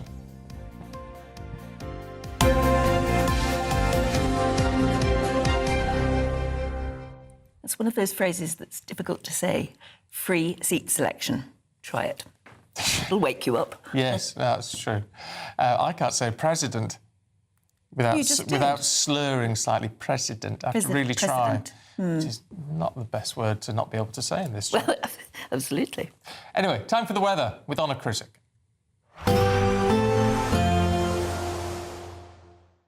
Expect warm spells with the odd rude interruption. Boxed Boiler sponsors the weather on GB News. Hello there, good morning. Welcome to your GB News weather update from the Met Office. Quite a cooler day ahead for many. We will see some showers across the south to start, otherwise lots of dry weather for the second half of the weekend and some sunny spells. Now it is going to be quite a cold start this morning across Scotland, Northern Ireland and northern parts of England, a patchy frost in places, otherwise largely dry and bright. Some showers pushing into the far southeast and this could nudge slightly northwards at times, maybe bringing in some rain across London, and it will gradually turn more and more unsettled from the north in Scotland, some of this rain turning a little heavy at times. Otherwise dry and bright, lots of sunny spells, but it is going to be a cooler day ahead, particularly if you compare it to yesterday afternoon, so temperatures widely in the low to mid-teens. Now some rain to finish off the day across Scotland. This will continue to push its way southwards through the course of the evening, a little heavy at times. Actually across Northern Ireland, northern parts of England, it will be dry, but we could see a bit more cloud across the skies to finish off the day. And it's a fairly similar picture elsewhere across England and Wales, and we could see some rain just linger across the far southeast to finish off the day too. But actually across central and southern areas, parts of Wales, plenty of clear skies through the overnight period, so a colder night to come with a patchy frost. We do have some clouds, some spells of rain sinking southwards, so temperatures not dropping quite as low here. But as it clears Scotland, once again another cold night to come with clear skies and a patchy frost. Temperatures not dropping as low as perhaps they did last night, but most towns and cities in the mid-single figures. So nevertheless, it is going to be a chilly start for many. And a little unsettled at times, some clouds, some showers sinking their way southwards. But actually once this clears, lots of dry weather, some sunshine to follow. And across the south, it will hold on to some dry weather for a time before eventually showers pushing through here. Still feeling fairly cool, temperatures widely in the mid to low teens, but still holding on to some slightly warmer temperatures across the south, highs reaching 17 degrees. Expect warm spells with the odd rude interruption. Boxed Boiler sponsors the weather on GB News. I pop on my leotards now, my man leotard. Oh, I'd like to see that. We'd all like to see that, wouldn't we? Well, it's in tribute to our next guest. Yes, I know. Yes. But good. He always used to. He used to wear the full leotard. Yeah. We're talking about Mr. Motivator. Do you remember? That was quite a while ago. He was, but anyway, he still fit as a fiddle. He is, and he's going to tell us all to walk 8,500 steps a day or something. Just what I want to do after doing a breakfast television programme. Go and walk 8,500 steps. Do me good, though, really would. So we'll find out what are the fitness benefits in a few moments.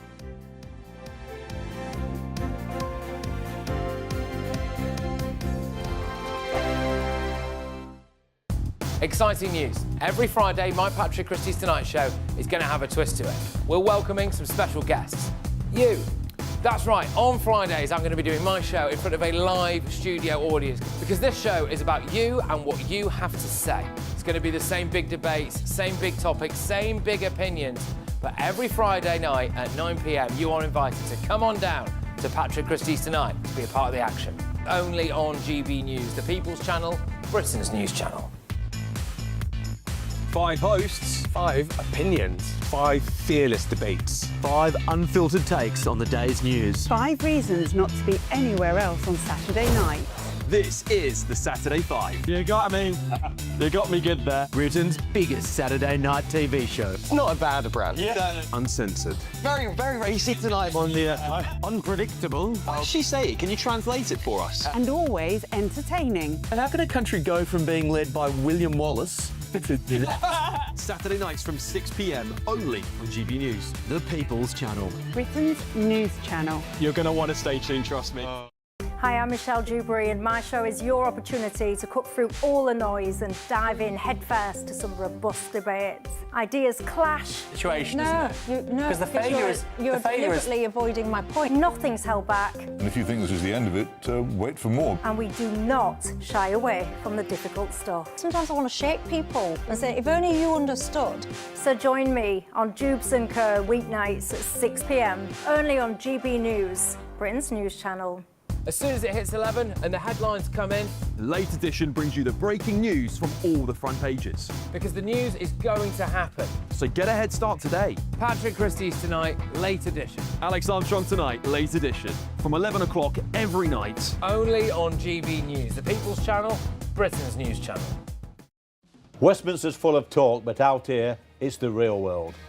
Am I allowed to talk now? No, that's it. This is where it matters, real people and real lives. That's what politics is all about. In fact, has Trump made a good start? No. Straight answers, no spin, and just a couple of pints. How many fingers have I got up? About 10. So join me for Lee Anderson's Real World every Friday at 7 p.m, only on GB News. The People's Channel, Britain's news channel. I've been in Westminster for a long time, but I know that though power may be here, its effect on people's lives is across the whole of the country.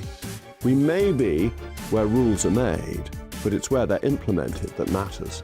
Join me, Jacob Rees-Mogg, for forthright and frank discussion on where Britain has come from, where it's going, and where it will end up. That's State of the Nation, Monday to Thursday, 8 to 9 o'clock. Vox Populi, Vox Dei.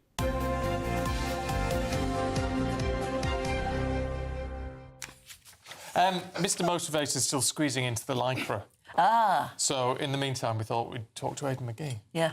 Well, I mean, I'm the resident Mr. Motivator, aren't I? Come on. Only if you put on the lycra. Tell us about Spygate. What's the latest? It rumbles on. It's right up my street, this story. I absolutely love it. So Middlesbrough played Southampton yesterday. The context was that the day before, the EFL, who are the governing body of their division, charged Southampton with a breach of Rule 3.4, saying that you can't spy on an opponent and you can't view any kind of training or engage in espionage 72 hours before a game. Southampton allegedly sent somebody all the way up to Middlesbrough to their training ground at Rockcliffe Hall, which is just outside Darlington, and this person was spotted by somebody in the Middlesbrough camp saying he's from Southampton, he's holding up a phone. They think he wasn't just recording, they reckon he was actually broadcasting streaming it to someone down in Southampton. Yeah. But well, it'd be better off being recorded, wouldn't it? Well, he probably did both. It back. He probably did both. They probably had both. How would they know he was streaming it anyway? It depends how close you were. Depends how close you were. But the thing is, you can actually buy a matchday hospitality package. I nearly did it myself last year in Middlesbrough, where you can actually check into Rockcliffe Hall and it gives you a view over the training pitch. Modern training grounds, specific ones, have walls around them now.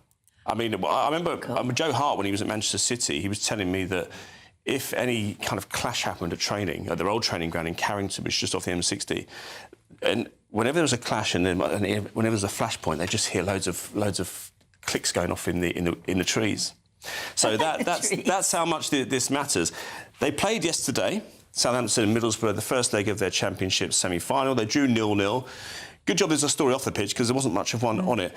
They were greeted with horror when they turned up, Southampton. The coach turned up. We got some pictures here, I think, some stills anyway. The coach turning up, they were hit with, not hit with anything, it wasn't nothing violent, but they were shouted out, they were hollered out, chanted out.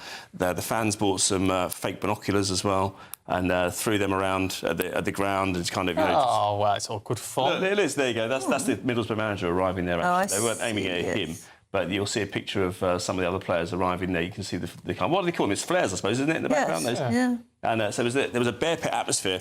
I think Middlesbrough would have been happy with that because you want to see your opponents arriving to a bit of a hostile environment. But then the press conference happened afterwards, and the Middlesbrough boss, Kim Hellberg, accused Southampton of blatant cheating it's rare that you find a Championship match on the back page of one of the Sunday tabloids, but on the back page of the Mail on Sunday, it covers the whole thing today. The headline, "You Cheated," written by Ross Heppenstall, who was at the Riverside yesterday.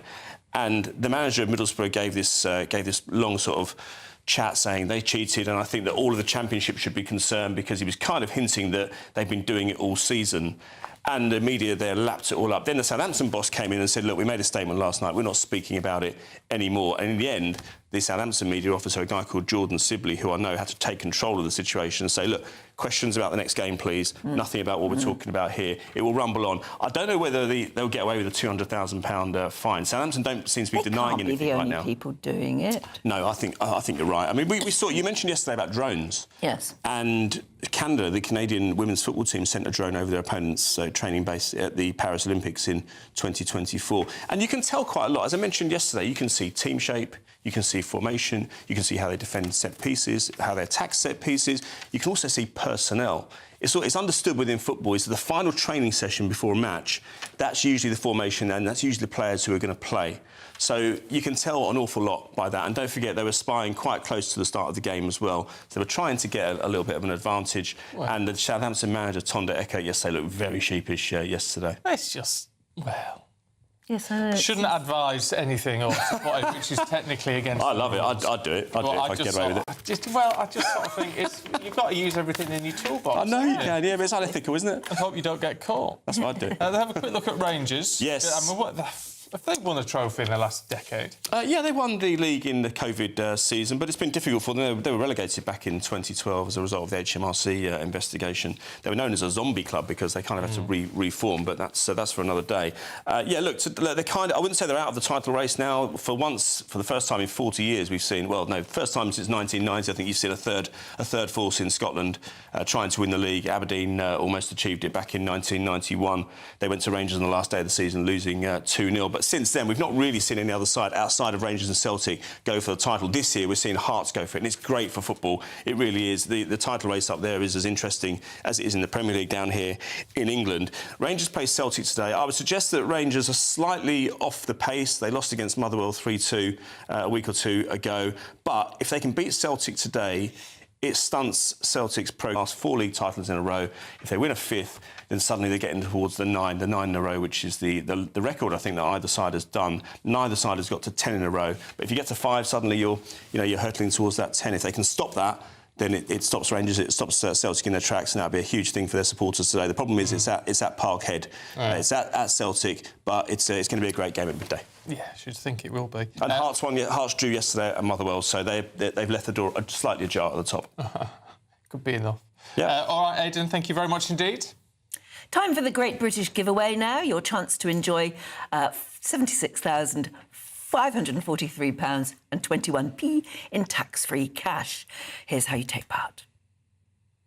£76,543.21 in tax-free cash could be yours this summer. That's totally tax-free cash to spend on anything you like. What would you spend it on? Treat the family and friends to the ultimate summer party, or just relax with enough cash in the bank to make this year your best yet. And remember, because it's totally tax-free cash, you'll get to keep every single penny. So, what are you waiting for? For a chance to win £76,543 £6,543.21 in tax-free cash. Text cash to 63225. One entry costs £2.50 plus one standard network rate message. Or text bonus to 63225. 5 entries cost £5 plus one standard network rate message. Go to gbnews.com/win. Entries start at £2.50. Call 0903 686 3232. Calls cost £2.50 plus your network access charge. Or post your name and number to GB21 PO Box 8690 Derby DE1 9TT. UK only. Entrance must be 18 or over. Lines close at 4 p.m. on the 26th of June.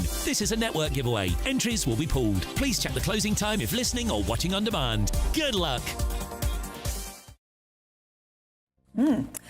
Still to come, new digital changes are coming to the NHS. What does that mean? We'll find out in a few minutes.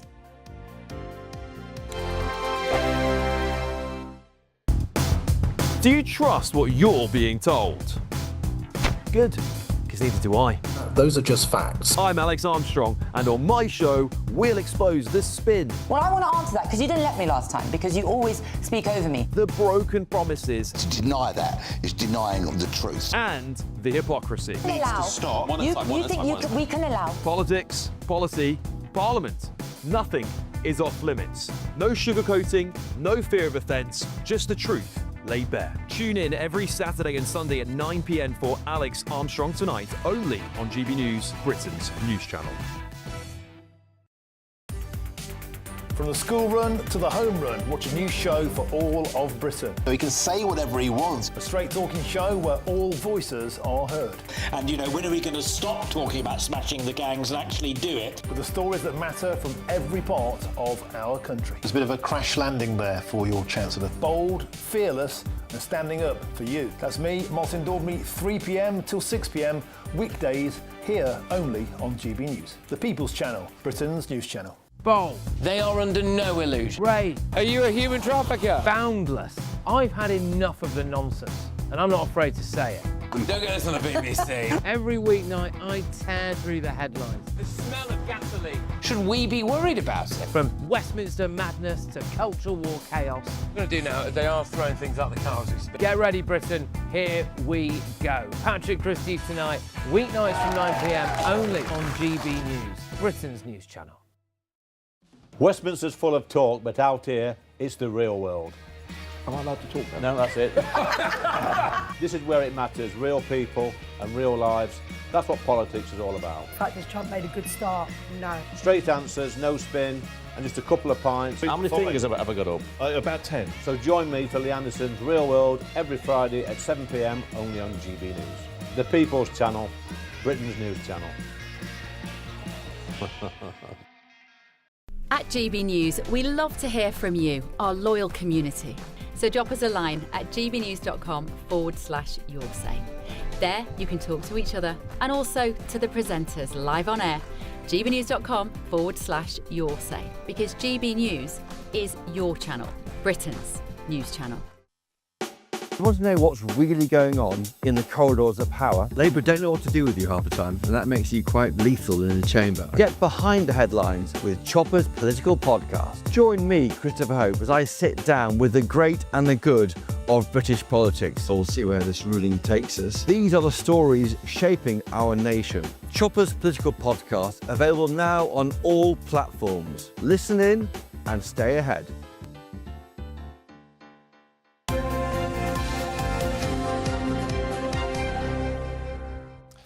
Time for the newspapers this morning. The Sunday Telegraph claims the plot to oust the Prime Minister thickens. How do you thicken a plot? Yes, well, ask them. The Mail on Sunday's top story says, if Starmer had a plot, he's lost it. Oh, it's clever. The Sunday Times leads with Starmer's apparently what they reckon was an SOS call to Gordon Brown.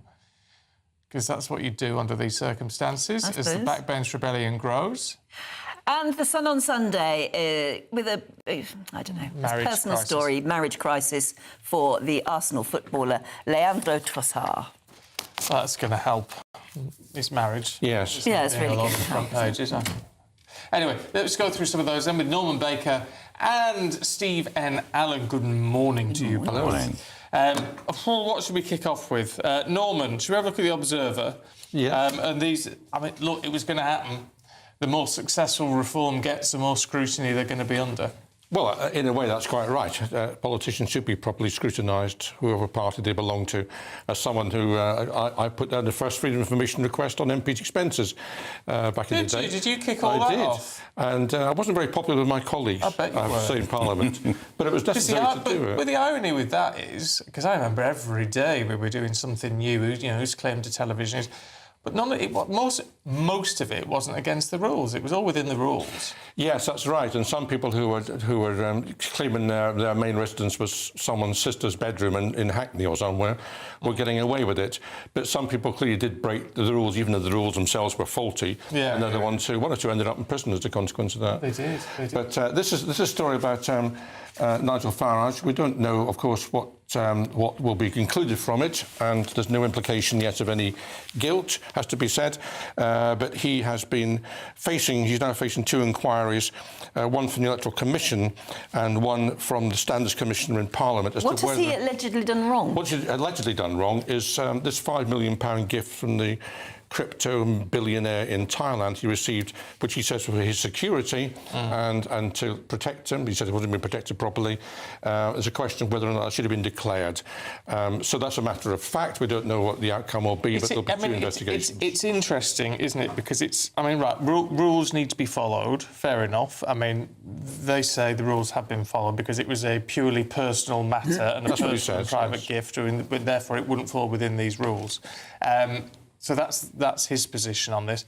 But also the fact something is declared on, it's not like it's been given illegally. It's just the fact it's not been declared as a member's interest. Well, I mean, if you go back to, say, Keir Starmer's glasses, which were subject to a great deal of coverage in the papers at the time, I mean, they were declared, and that's how we knew about it. And I suppose the fact that they were declared means people were able to make a judgment as to whether Lord Ali, who was the person who gave him the glasses, was exercising undue influence. We were able to make that conclusion. The same way as you got football tickets, Keir Starmer, for Arsenal.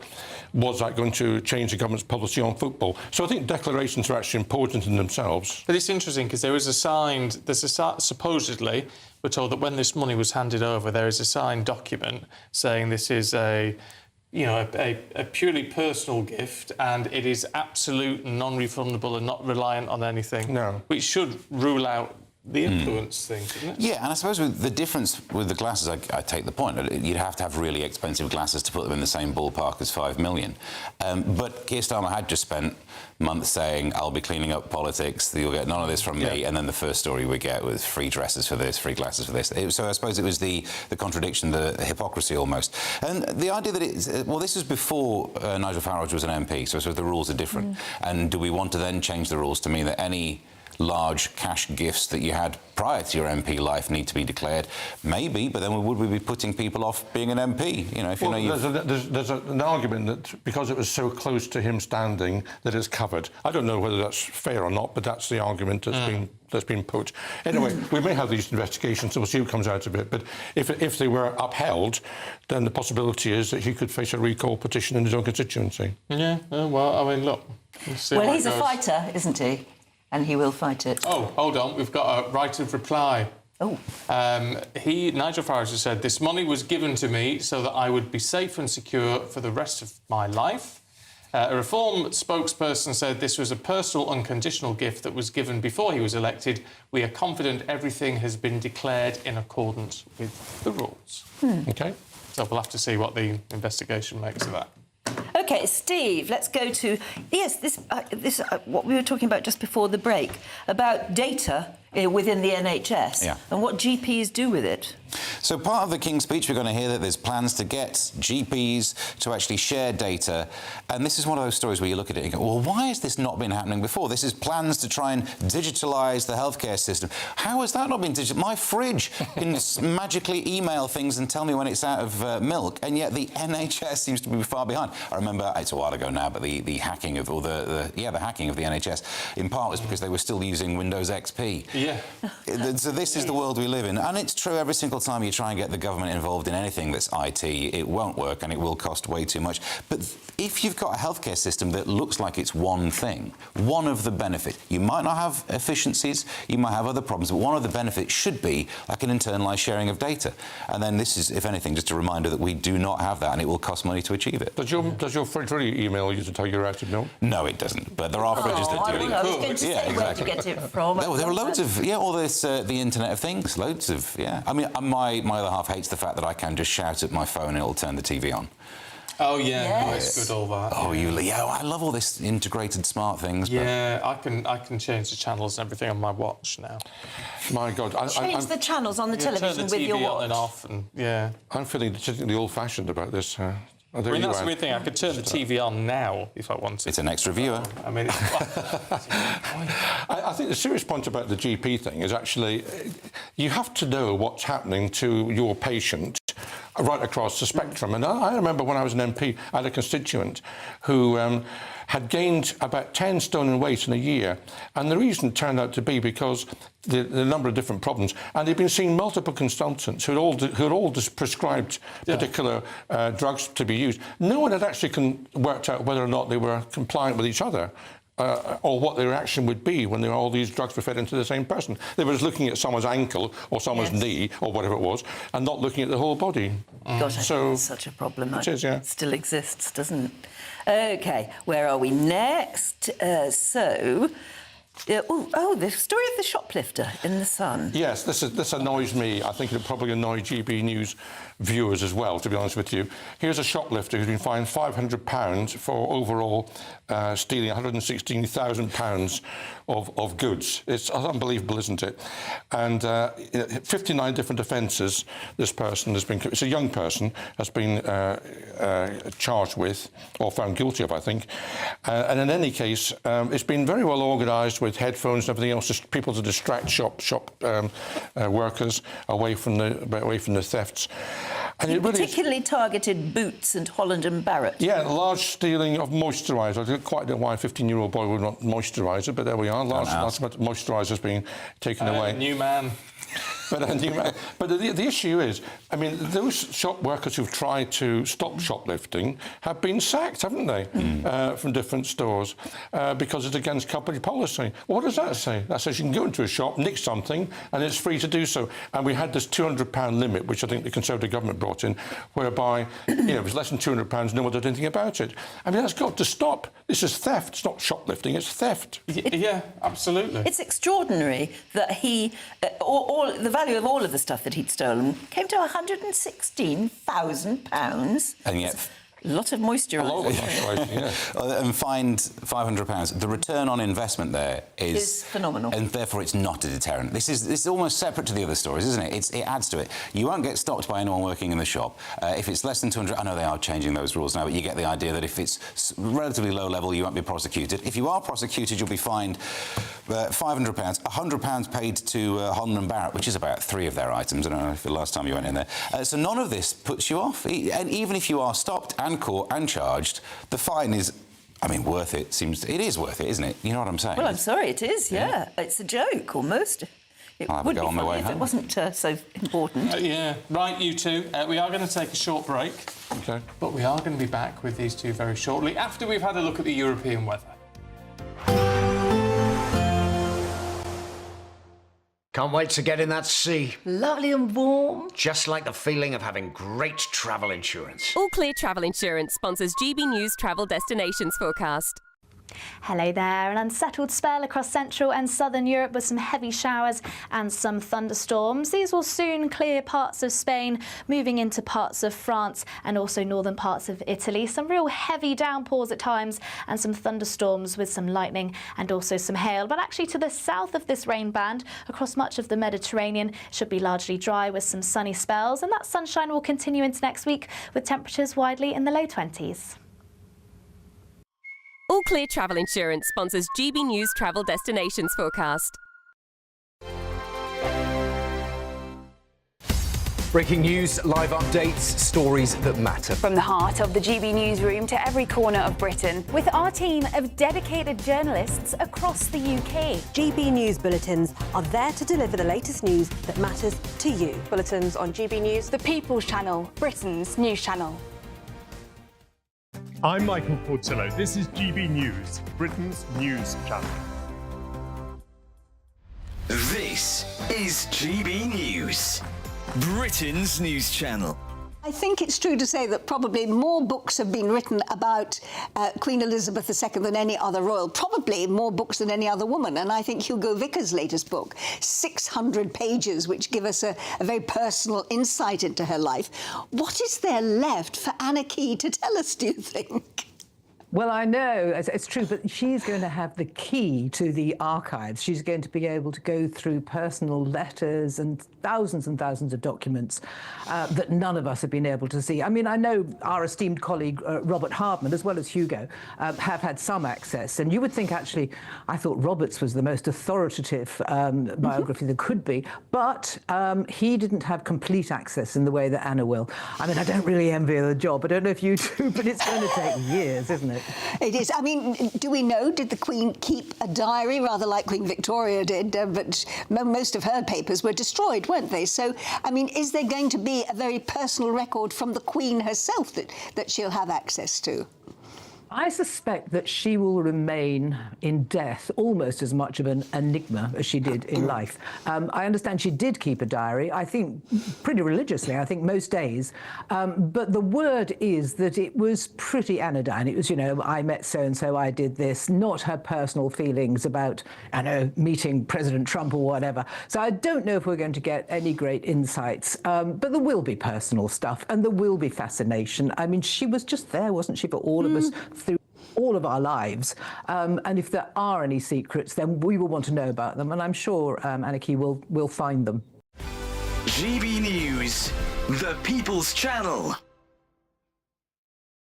Britain deserves a newsroom that puts the facts and your voice first. Well, and that's what you get on GB News. Lively debates, lively conversation. And we're not afraid to hold power to account.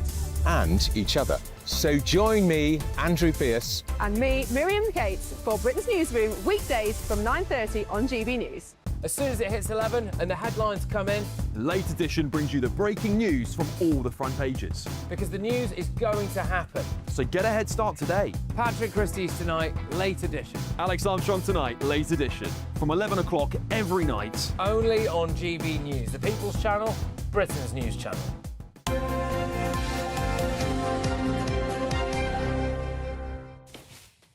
Right, we're still looking through the newspapers with Norman and Steve. What are we at now?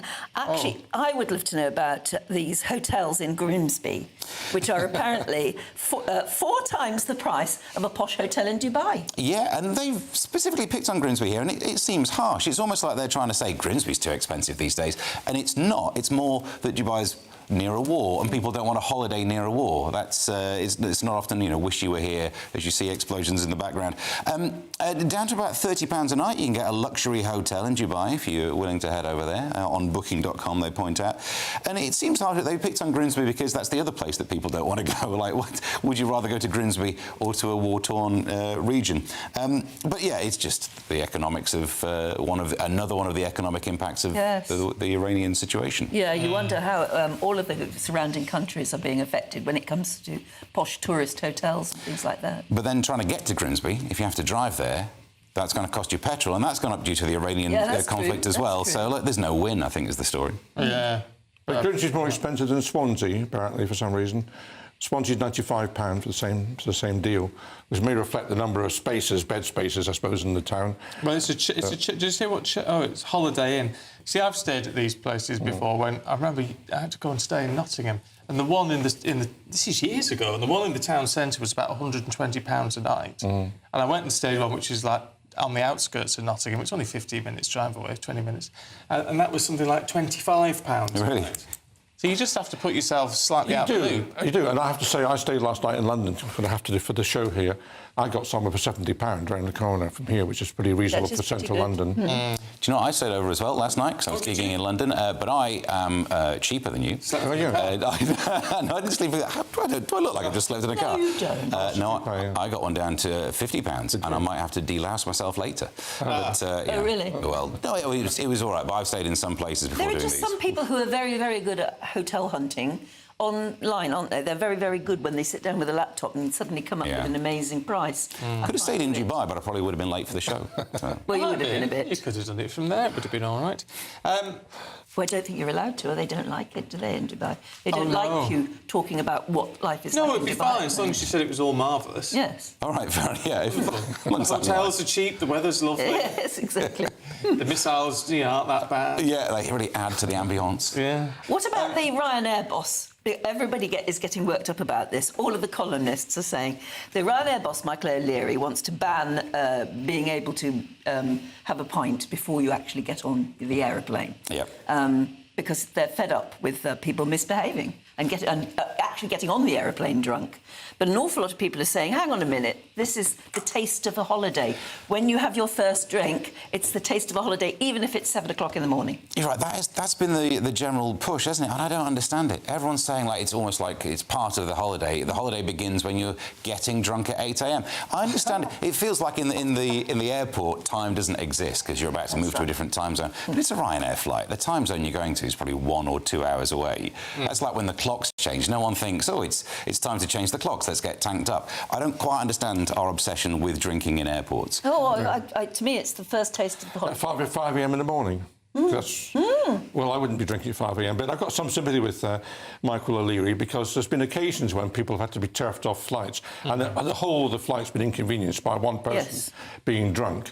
So I think, actually clamping down on alcohol prior to the flight as well as on the flight is quite a sensible policy. Because people do arrive on the aircraft, not very many, Anne, of course, but I'm sure you don't, but you arrive on the aircraft you're having drunk. Great idea. Yeah. Why not breathalyse people on their way through when they're showing their passport? Have a quick blow and see if... Well, I know they've made you put your Bacardi and Coke down before you go through the gate. Yes. Prize it from my dead, cold hands. Yes. No, I just think, you can relax. You're I'm a total hypocrite because I sort of think, oh, yeah, fine, stop them all. That's because I don't drink anymore.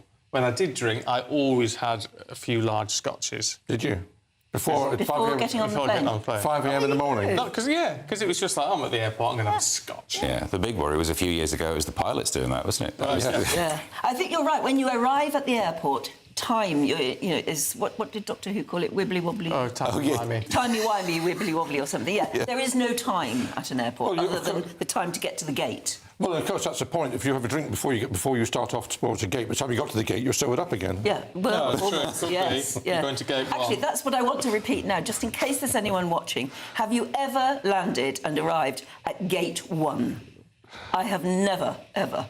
No, they don't exist. No. They must do for somebody. I don't know. It's probably private air, something like that. I don't know. Can we have a look at the Red Square Parade yesterday? Oh, Vladimir Putin, yes. This is a joke, isn't it? Here he is with his so-called special military operation, which was supposed to take about 2 days in his head. It's now gone on for, 4 years, I think, in terms of the invasion of Ukraine. And this time, the military parade has no tanks, no artillery vehicles, nothing. It's a military parade without anything military in it, apart from a flyover. Because, why has he not got that? There's two excuses given by the Russians themselves. One is that all the equipment is on the front line, which means it must be desperately short of equipment, or alternatively, they're so vulnerable to the Ukrainians that they're worried about they might get bombed on the parade, which says that the Ukrainians have got the power to bomb middle of Moscow during a parade. Either way, it's not a great look for Vladimir Putin, is it? Who says to the Russians, we're winning the war and it'll all be over soon. Well, we're in that somewhere else. Good point, yeah. It's astonishing, though, the difference, because Red Square parades used to be about military might. They parade the enormous rockets and everything through. Can you imagine Brezhnev standing there with nothing in front of him? Yeah. But was it last year or the year before? The version of this news story was they had one old tank, and that was the embarrassment they had. But now we know that tank must be deployed. Yeah. It was barely working. They had to do a refurb job on it, and now that's trying to fight somewhere. That's gone as well. Yeah. We missed out on Mr. Motivator. Don't know what happened there. Maybe the Lycra split. And he was putting it on. I don't know. It could be any series of disasters. However, walking 8,500 steps a day is apparently all you need to do. I'm not even too shocked by this. I thought the amount we were meant to aim for was 10,000. Yes, I so thought did I. So this feels like... Take it back a bit to make it more accessible. Modern day comeback. 8,500 steps isn't actually that much. Well, it's not. It's more if we go from the airport lounge to the gate. Well, it is. It's true. Burn off those 3 pints you've just had. It doesn't seem a lot to... I mean, because you clock through all that. By the end of the day, if you watch one of these, a watch with a tracker on, what have you, the amount you've done... I mean, heck, I've done... You'd get muddled up with changing channels on your television, wouldn't you? Oh, it can do all sorts on this. It's magic. I think that's incredible. I didn't know that was even possible. No. I've got to get me something like that. Bet you knew, didn't you? Yes, I must admit, I can annoy everyone. Are you a gadget freak? Oh, yeah. Stephen's a I just gadget. speak into the watch, turn the TV off, upset everyone in the house. It's great. Things we do to keep ourselves entertained. Yeah. Thank you very much indeed, you two. We'll see you later. Right, now let's get the weather.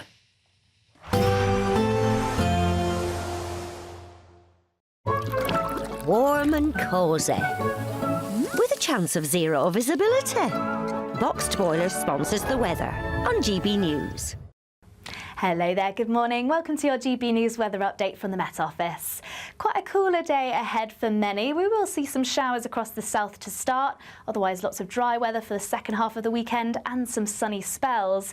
Now it is going to be quite a cold start this morning across Scotland, Northern Ireland and northern parts of England, a patchy frost in places, otherwise largely dry and bright. Some showers pushing into the far southeast, and this could nudge slightly northwards at times, maybe bringing in some rain across London, and it will gradually turn more and more unsettled from the north in Scotland, some of this rain turning a little heavy at times. Otherwise dry and bright, lots of sunny spells, but it is going to be a cooler day ahead, particularly if you compare it to yesterday afternoon, so temperatures widely in the low to mid-teens. Now some rain to finish off the day across Scotland. This will continue to push its way southwards through the course of the evening, a little heavy at times. Actually across Northern Ireland, northern parts of England, it will be dry, but we could see a bit more cloud across the skies to finish off the day. And it's a fairly similar picture elsewhere across England and Wales, and we could see some rain just linger across the far southeast to finish off the day too. But actually across central and southern areas, parts of Wales, plenty of clear skies through the overnight period, so a colder night to come with a patchy frost. We do have some clouds, some spells of rain sinking southwards, so temperatures not dropping quite as low here. But as it clears Scotland, once again another cold night to come with clear skies and a patchy frost. Temperatures not dropping as low as perhaps they did last night, but most towns and cities in the mid-single figures. So nevertheless, it is going to be a chilly start for many. And a little unsettled at times, some clouds, some showers sinking their way southwards. But actually once this clears, lots of dry weather, some sunshine to follow. And across the south, it will hold on to some dry weather for a time before eventually showers pushing through here. Still feeling fairly cool, temperatures widely in the mid to low teens, but still holding on to some slightly warmer temperatures across the south, highs reaching 17 degrees. Warm and cosy, with a chance of zero visibility. Boxed Boilers sponsors the weather on GB News. £76,543 and 21 pence in tax-free cash could be yours this summer. That's totally tax-free cash to spend on anything you like. And remember, because it's totally tax-free cash, you'll get to keep every single penny. For a chance to win, text cash to 63225. One entry costs £2.50 plus one standard network rate message. Or text bonus to 63225. 5 entries cost £5 plus one standard network rate message. Go to gbnews.com/win. Entry start at £2.50. Call 0903 686 3232. Calls cost £2.50 plus your network access charge. Or post your name and number to GB21 PO Box 8690 Derby DE1 9TT. UK only. Entrance must be 18 or over. Lines close at 4 p.m. on the 26th of June. This is a network giveaway. Entries will be pooled. Please check the closing time if listening or watching under Westminster, the ultimate clique. And you're fighting like rats in a sack. But here on the Camilla Tominey Show, we ask the questions the establishment media is too scared to ask. OK, let me ask you a straight question, because I know you're a straight-talking politician. Whether it's net zero, illegal immigration or law and order, nothing is off limits. You had the power then. Yeah, as I and say, now you've lost it. That's the Camilla Tominey Show, a politics show that's fearless. But no, let me finish my question if you don't mind, because it is my show. Sundays at 9:30, only on GB News, the People's Channel, Britain's news channel. Exciting news. Every Friday, my Patrick Christie's Tonight Show is going to have a twist to it. We're welcoming some special guests. You. That's right, on Fridays I'm going to be doing my show in front of a live studio audience, because this show is about you and what you have to say. It's going to be the same big debates, same big topics, same big opinions. But every Friday night at 9 p.m, you are invited to come on down to Patrick Christie's Tonight to be a part of the action. Only on GB News, the People's Channel, Britain's news channel. Join me, Nana Akwe, for an informative, interactive news programme with a difference. It's fun. No, you didn't say that, Dave. I'm so surprised. I think there's an element of truth to that. Join me from 3 p.m. every weekend, only on GB News, Britain's news channel. Hi, I'm Michelle Dewberry, and my show is your opportunity to cut through all the noise and dive in headfirst to some robust debates. Ideas clash. Situation, isn't it? Because the failure is... You're deliberately avoiding my point. Nothing's held back. And if you think this is the end of it, wait for more. And we do not shy away from the difficult stuff. Sometimes I want to shake people and say, if only you understood. So join me on Dubes & Co. weeknights at 6 p.m, only on GB News, Britain's news channel.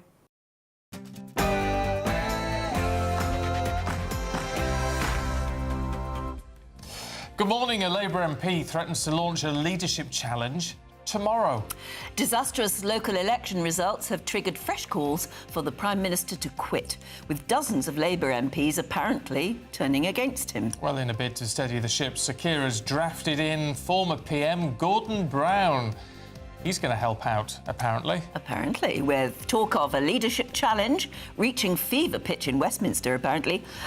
Again, Sir Keir will tomorrow attempt to relaunch his premiership and save his job. This is what I would describe as an electoral emergency. And sadly, the Cabinet have not come out strongly to lead us. Yes, quite a surreal situation in the Labour Party. We've got a Prime Minister who's given interviews talking about having a decade of national renewal, yet a backbench MP is saying to the Cabinet, get your act together and move against the Prime Minister by tomorrow, or I will. Well, Labour might be the force down there. It's certainly a different picture up here in Scotland. SNP well out in front, and all the swagger that comes with that election win, but already they're ruffling the feathers of the other political parties here in Scotland. Thousands are expected to rally in Downing Street today as community leaders warn anti-Semitism is out of control in Britain. British passengers caught up in that deadly hantavirus outbreak aboard a cruise ship are expected to fly home from Tenerife today under tight health security measures. Daniel Dubois survived 2 knockdowns, the first after just 10 seconds to stop Dubois-Wardley late on in a thrilling heavyweight classic in Manchester. Dubois becomes a 2-time world champion. And in the Premier League, Manchester City keep up the pressure on leaders Arsenal. Hello there. It's a cold start this morning across the north with frost in places. Lots of dry and bright weather, though it is going to be feeling cooler for all. Stay tuned and I'll have all the details. It's just gone 8 o'clock. I'm Stephen Dixon. And I'm Anne Diamond, and this is GB News Breakfast.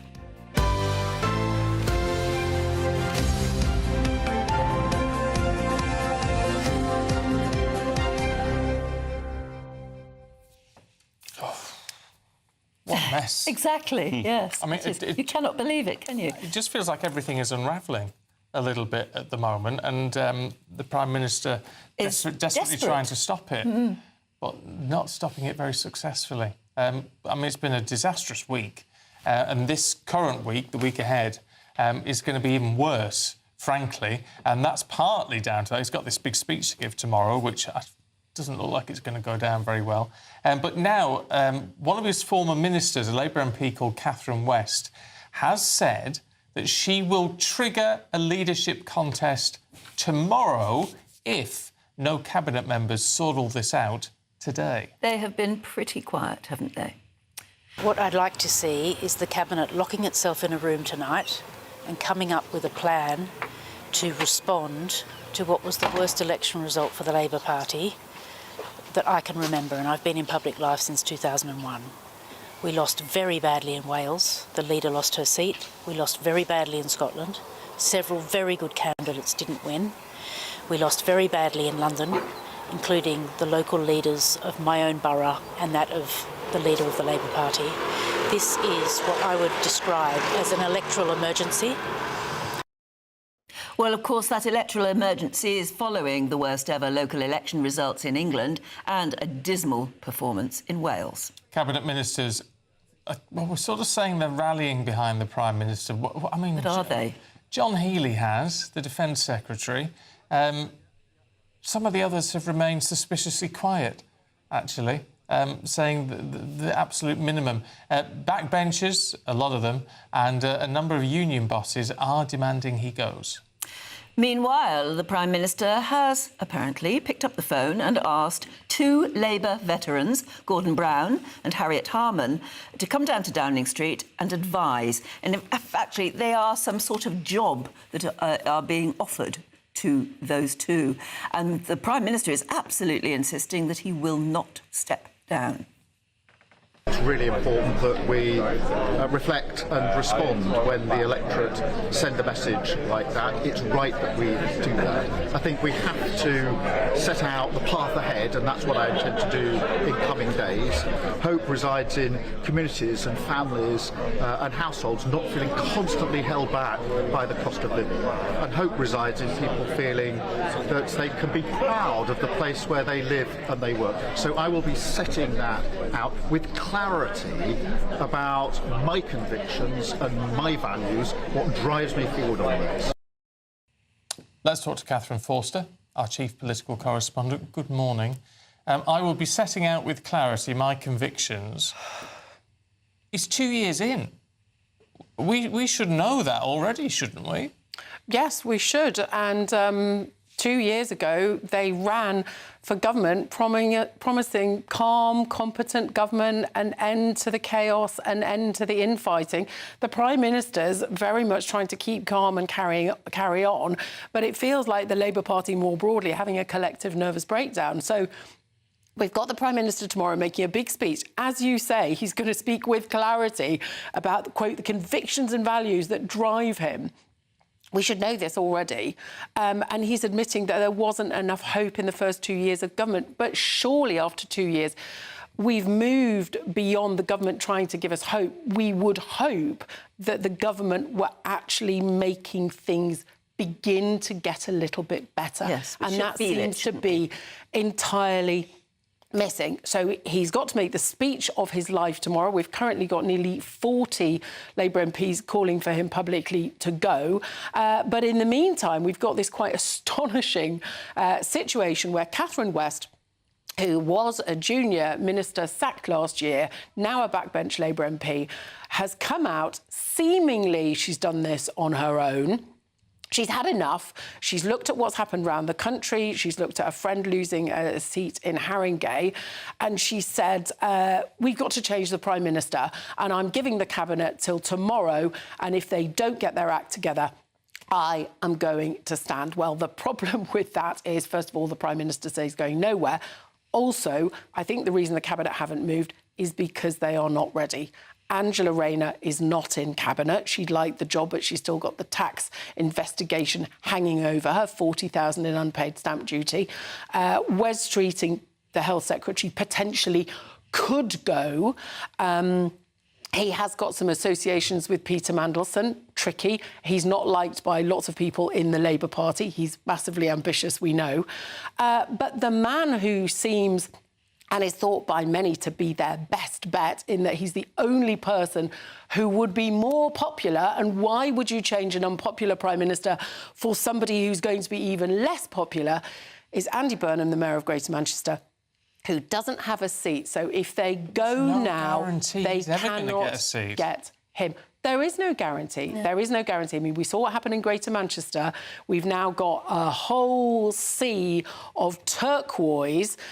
We've seen it in Manchester, in Birmingham, even in Bradford, places that have seemed to be Labour strongholds forever, Reform taking big chunks there. So no certainty of a safe seat anywhere. But Andy Burnham's allies think that he has something special and that he's perhaps the only person who could win. Maybe he is, but he hasn't got there is no such thing as a safe seat anymore for Labour.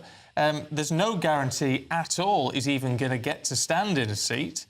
Because getting it through the NEC. Yeah. I mean, it's like me saying, well, I'm not going to book that trip to America until next year because I haven't won the lottery yet. Yes, but again, if you're going to do what you criticise the Tories for and change leader, you need to be sure that you're picking the right leader. Look, they got rid of Boris Johnson. Then we got Liz Truss, and look how that went. By the time Rishi Sunak came, did he really have any hope of turning things around? So they could potentially make things even worse. For all, the Prime Minister is clearly incredibly unpopular, and basically they don't want him out on election campaigns because he is so unpopular. He is widely seen as being good on the international stage. We do have wars going on. I mean, Catherine West is saying, well, maybe we find an international role for the Prime Minister. I've heard it suggested that if Andy Burnham came in, he might give the Prime Minister Foreign Secretary. The problem is the Prime Minister is in Downing Street and he says you're not going anywhere. No, absolutely. And he's also obviously thinking that by bringing in those two Labour heavyweights from how many decades ago, yes, is going to improve things for him. I don't see how. Shall we go to former Cabinet Minister in Gordon Brown's government, Geoff Hoon, who joins us now. A very good morning to you. Hello. Good morning to you. What do you think of this idea that Keir Starmer's got of giving special jobs to Harriet Harman and Gordon Brown? Will it improve his chances of popularity? Well, I'm sure that bringing in serious heavyweights from the past with their experience of government can only help. At the same time, I recognise, as I'm sure they do, of people of great experience, that the problems facing the government today are very different from the problems that we faced between 1997 and 2010. And I'm sure that they recognise that it is necessary to adjust their advice in the light of the present difficulties rather than the difficulties that we faced during that period. I mean, also, with the greatest of respect to him, as a former Prime Minister, we are looking at a man who got the job without election and then lost a general election. I mean, you're taking advice from a man who actually was never able to win a general election. And that's one of the reasons why I agree very strongly with a number of the comments made by your political correspondent. The reality is that if Labour does decide to find a new leader and hold an election, we will be embarking on precisely the same disastrous path that the Tories followed, with one Prime Minister after another. And as she rightly said, you have to be sure, if you embark on that course, that you choose the right person. But actually, the reality is that choosing someone else, anyone else, risks the same problems that Labour MPs or some Labour MPs feel that they have at the moment, that they've got the wrong one, and then they go on, as the Conservatives did, to choose one after the other. But there's an issue about reading the room, as it were, isn't there? Because, I mean, we don't know what he's going to say tomorrow exactly, but he came out and in that last clip saying, I'm going to speak and explain, with clarity about my convictions. Well, does that wash with anyone? Because, I mean, surely most people watching that are going to say, what on earth are you talking about, Prime Minister? You've never given us any clarity in the last 2 years. Why are you suddenly going to find some this weekend? Well, one of the reasons why Sir Keir Starmer was chosen first of all as Labour leader and then by the country overwhelmingly as Prime Minister was precisely what your political correspondent just said. Sure that that's actually the way in which he leads his government. Now, I'd be the first to recognise that that has not always cut through with the electorate. We live in a world of celebrity today, and perhaps people are looking for something rather different. The one thing I can say is that Keir Starmer in private is much more determined, much more passionate, much more emphatic about what he believes in. And obviously, this speech tomorrow is his opportunity to get that private Keir Starmer across to the public. What do you think Gordon Brown has said to Keir Starmer? I can imagine Keir Starmer saying, please come down and give me some advice. What would you do? And Gordon Brown will have to be honest with him. What would he have said? Obviously, I don't know. I wasn't no one party to that conversation. But Gordon Brown has a remarkable record in terms of his grasp of the economy, his view of international finance. As I understand it, that is where he is going to provide advice in terms of how we get our economy going again. And that's obviously central to what Sir Keir Starmer has promised the country. And the one argument that I think is overwhelming is that having won an election by such a huge amount less than 2 years ago, it's right that he should be allowed the opportunity to continue his work in order to get the economy going, to get people back into work, to provide those opportunities, especially for young people that are so lacking today. So less than 2 years is simply not long enough to address the problems of the British economy. He needs more time, and I'm confident that Labour MPs will give him more time.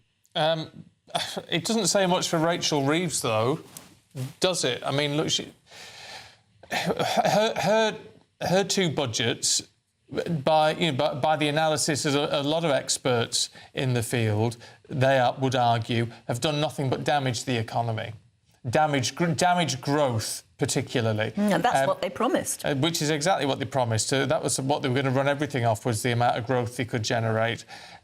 So, I mean, isn't she effectively being demoted, if not removed? No, I don't believe so.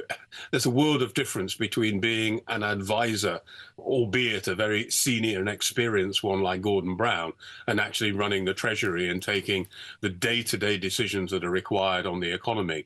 And I don't accept what you say about damage to the economy. It has not gone as well as we would have hoped. No argument about that.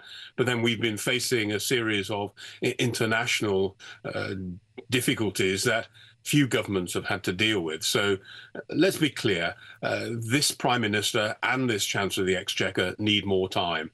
The electorate gave them a mandate less than 2 years ago. They need to see through the job.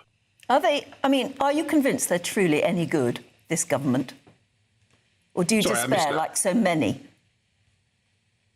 No, sorry, I didn't catch that. My apologies. I said, what's your evaluation of this government? I mean, is it really any good? Yes, of course it is. And we have a range of people across the board who are doing tremendous work. You mentioned West Streeting. One of the issues that I think has not been given sufficient attention is the fact that waiting lists for hospital appointments are coming down. It's required a huge effort to do that, both in terms of money, but in terms of the effort and organisation involved. And I think that those kinds of wins need to be put up in lights to show people that actually things are getting better. OK, Geoff Hoon, it's really good to see you once again. Thank you very much indeed. Thank you very much indeed. Thank you. Well, look, he's an expert voice. Would it help as that goes, this government if the Prime Minister had a bit more charisma? Would it help? I think he probably would. Yeah, because you can imagine Tony Blair delivering a speech about lifting children out of poverty or waiting lists coming down. You'd be more inclined to be convinced, wouldn't you, if it came out of the mouth of somebody with a bit of charisma? Well, it probably would, but we can't let you answer that, Catherine. Oh, OK. Because we've got to go to Scotland. And Tony Maguire is there for us, because there's been a lot of focus, Tony, on what is going on in England with the council elections, but the national elections in Scotland have also been really a severe drubbing for the Labour Party, and not as good as the SNP, still the biggest party, but you know, they didn't get that majority, and they did lose a couple of seats.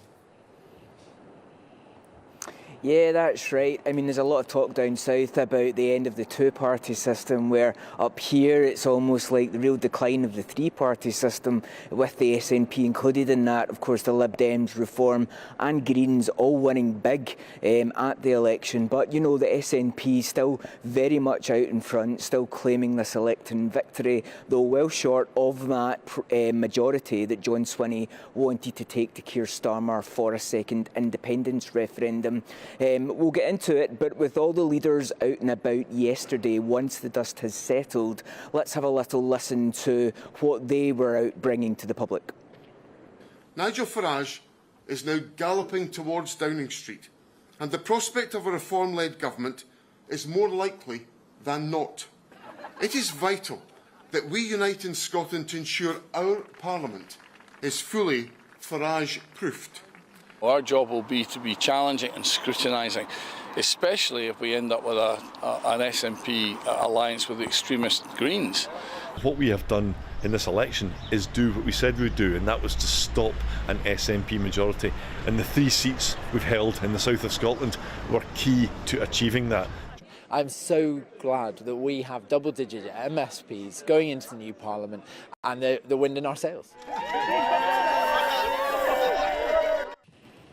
So in order to make the Scottish Government Farage-proof, quote John Swinney, he is going to go to the other party leaders, but he's going to lock out reform.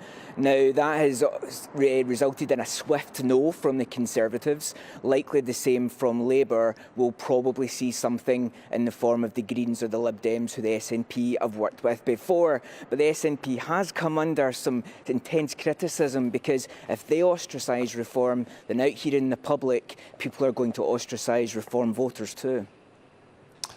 Yeah, that's an interesting one. Just before I let you go, Tony, can you shed any light on this candidate who won for the Green Party in Scotland, who apparently doesn't have the right to work full-time in the UK? Yeah, absolutely. So Kew Manavanan, he was the third place Green list candidate. He got in the regional votes, and they describe themselves as a non-binary queer Tamil immigrant.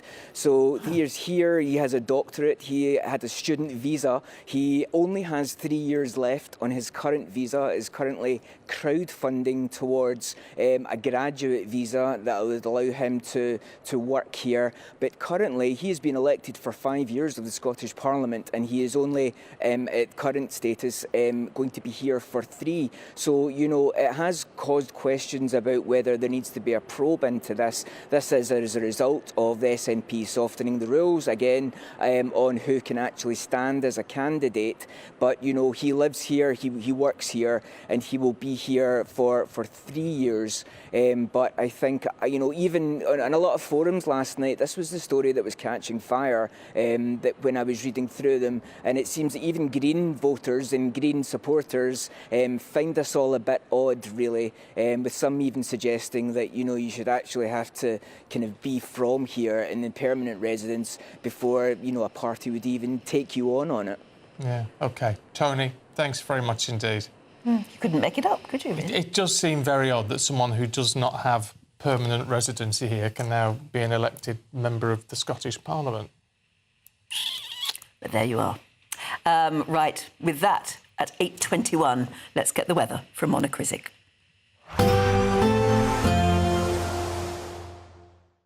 Expect warm spells with the odd rude interruption. Boxed Boilers sponsors the weather on GB News. Hello there, good morning. Welcome to your GB News weather update from the Met Office.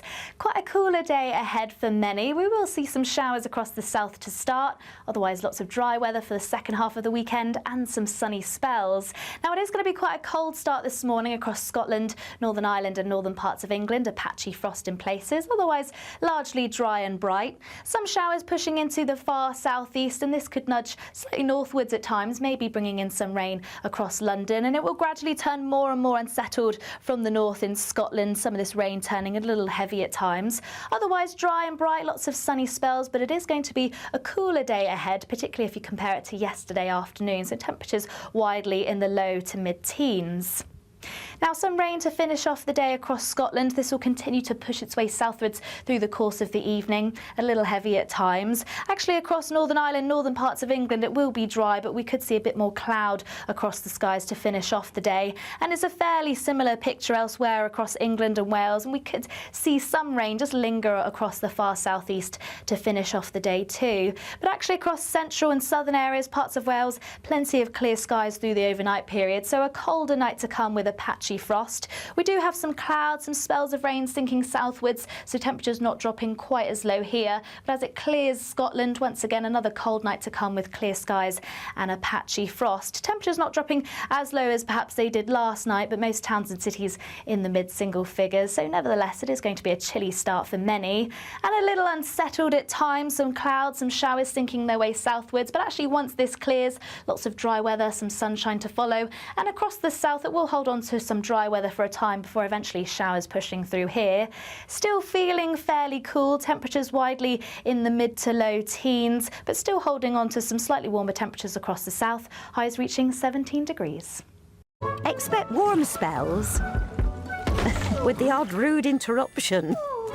Boxed Boilers sponsors the weather on GB News.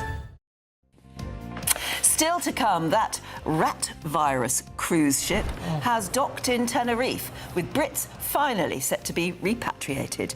Gosh, I'll bet they're relieved. But what about how they're going to do it and who it's going to affect? We'll find out more.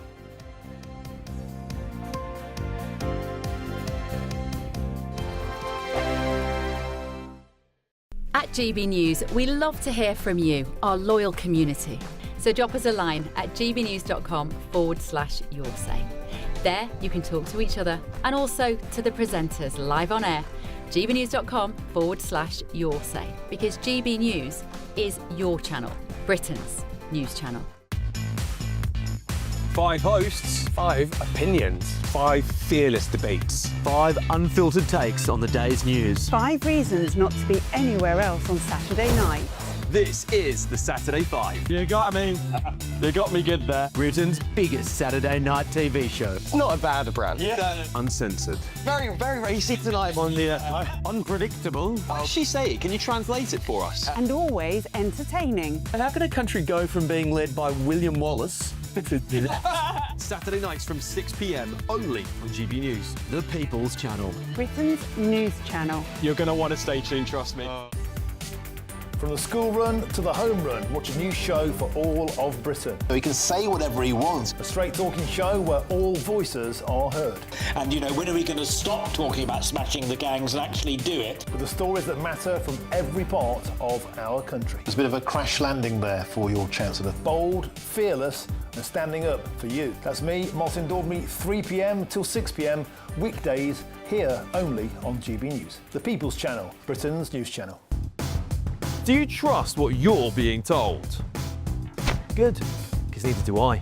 Those are just facts. I'm Alex Armstrong, and on my show, we'll expose the spin. Well, I want to answer that, because you didn't let me last time, because you always speak over me. The broken promises. To deny that is denying the truth. And the hypocrisy. Needs to stop. You think we can allow? Politics, policy, parliament. Nothing is off limits. No sugarcoating, no fear of offence, just the truth laid bare. Tune in every Saturday and Sunday at 9 p.m. for Alex Armstrong Tonight, only on GB News, Britain's news channel. Breaking news, live updates, stories that matter. From the heart of the GB newsroom to every corner of Britain, with our team of dedicated journalists across the UK. GB News bulletins are there to deliver the latest news that matters to you. Bulletins on GB News, the People's Channel, Britain's news channel. You want to know what's really going on in the corridors of power? Labour don't know what to do with you half the time, and that makes you quite lethal in the chamber. Get behind the headlines with Chopper's Political Podcast. Join me, Christopher Hope, as I sit down with the great and the good of British politics. We'll see where this ruling takes us. These are the stories shaping our nation. Chopper's Political Podcast, available now on all platforms. Listen in, and stay ahead.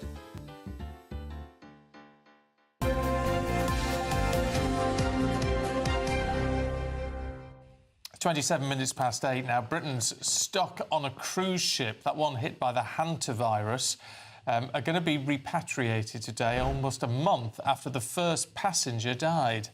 The MV Hondius, that's the ship, has docked in Tenerife, where passengers to be sent back to the UK to isolate at the hospital, used as the UK's initial COVID quarantine site. So they've got a bit of experience of quarantining people like this. Well, let's talk to a senior consultant, Martin Chris. Martin, good morning to you. And I understand, actually, you were... good morning. You previously worked on board this particular vessel, didn't you? Yes, I mean, this sort of outbreak on a vessel of this nature, I mean, it must be your worst nightmare. It is the worst nightmare you can, as you can imagine. I mean, it's terrible because, I mean, when you have the index patient, the first one that passed around on the 11th of April, you don't know what it is, and then you have a second patient that passed. So it's a nightmare. And when this sort of thing happens, do you isolate one deck or a part of the ship and put people who are test positive or are showing symptoms? Is that where you put them and watch them? Well, I mean, if you isolate them, then you have to isolate the whole ship. You can't isolate just one deck. It's a small ship with 6 decks, so you isolate the whole ship, and you can't test because you don't have the tests. Yeah, heck. I know you are. You deal with some sort of tropical medicine. Does hantavirus fall under that sort of category? I mean, I've got to be honest. Up until a couple of weeks ago, I'd never even heard of it. Well, actually, I tell you, I haven't heard of hantavirus either for a couple of weeks ago. So this is the first time I heard about it.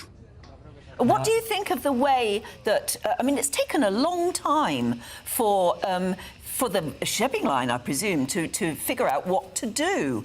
And even now, people are very scared of the health security. Yeah, well, you have on the ship, you have shield plans, I mean, standard operation plans that tells you what to do if you get an outbreak. So you just follow them. But you can't test, so you don't know what you have to deal with. That's the problem. So what are we looking at in terms of this repatriation? Because all the different countries seem to have different plans for all of this. I mean, would you expect these people to get flown back on a standard commercial flight with a little bit of extra security, health security, or how should this work in your view? Yeah, well, there are 20 nationalities, around 20 nationalities on the ship among the passengers, and I doubt I would fly them on ordinary commercial flight, because I mean you don't want to spread the infection if they are infected. You don't know if they are infected, but I wouldn't fly them on an ordinary commercial flight. And when they get back to Britain, I imagine they will be advised to self-isolate? Is that what you think will happen?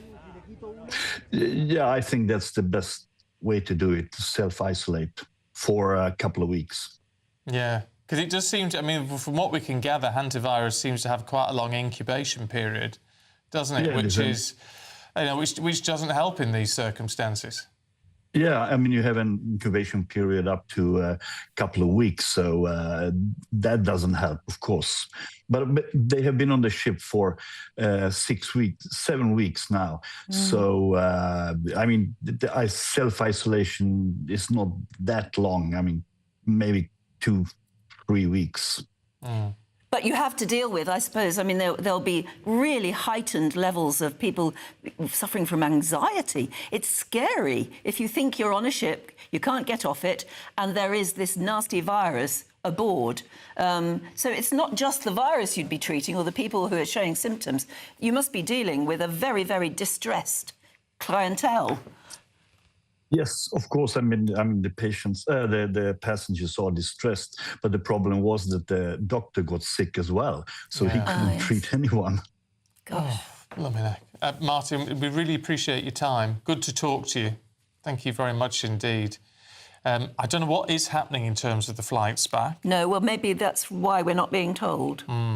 But it wouldn't be a very nice thought that if you were just catching a flight back, the person next to you, or even in the same cabin, because obviously the air conditioning means the air is constantly circulated, you wouldn't really like to think that it's somebody who potentially could have a very nasty virus. No. Well, let's try and nip it in the bud, as I say. Even if we have to send private jets over for them, let's just pay the money, nip it in the bud, best we can. And if you're going on holiday, check your health insurance, I think. Yes. Or any very sort good of idea. Insurance. Right, should we talk money? Cold, hard cash, which is my favourite sort. Yes. £76,531.21. It could all be yours. Here's how.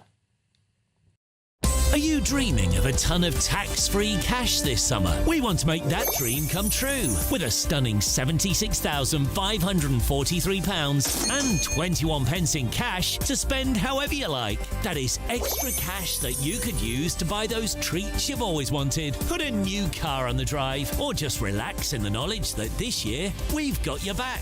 £76,543.21 is an incredible amount of money, and it could be all yours.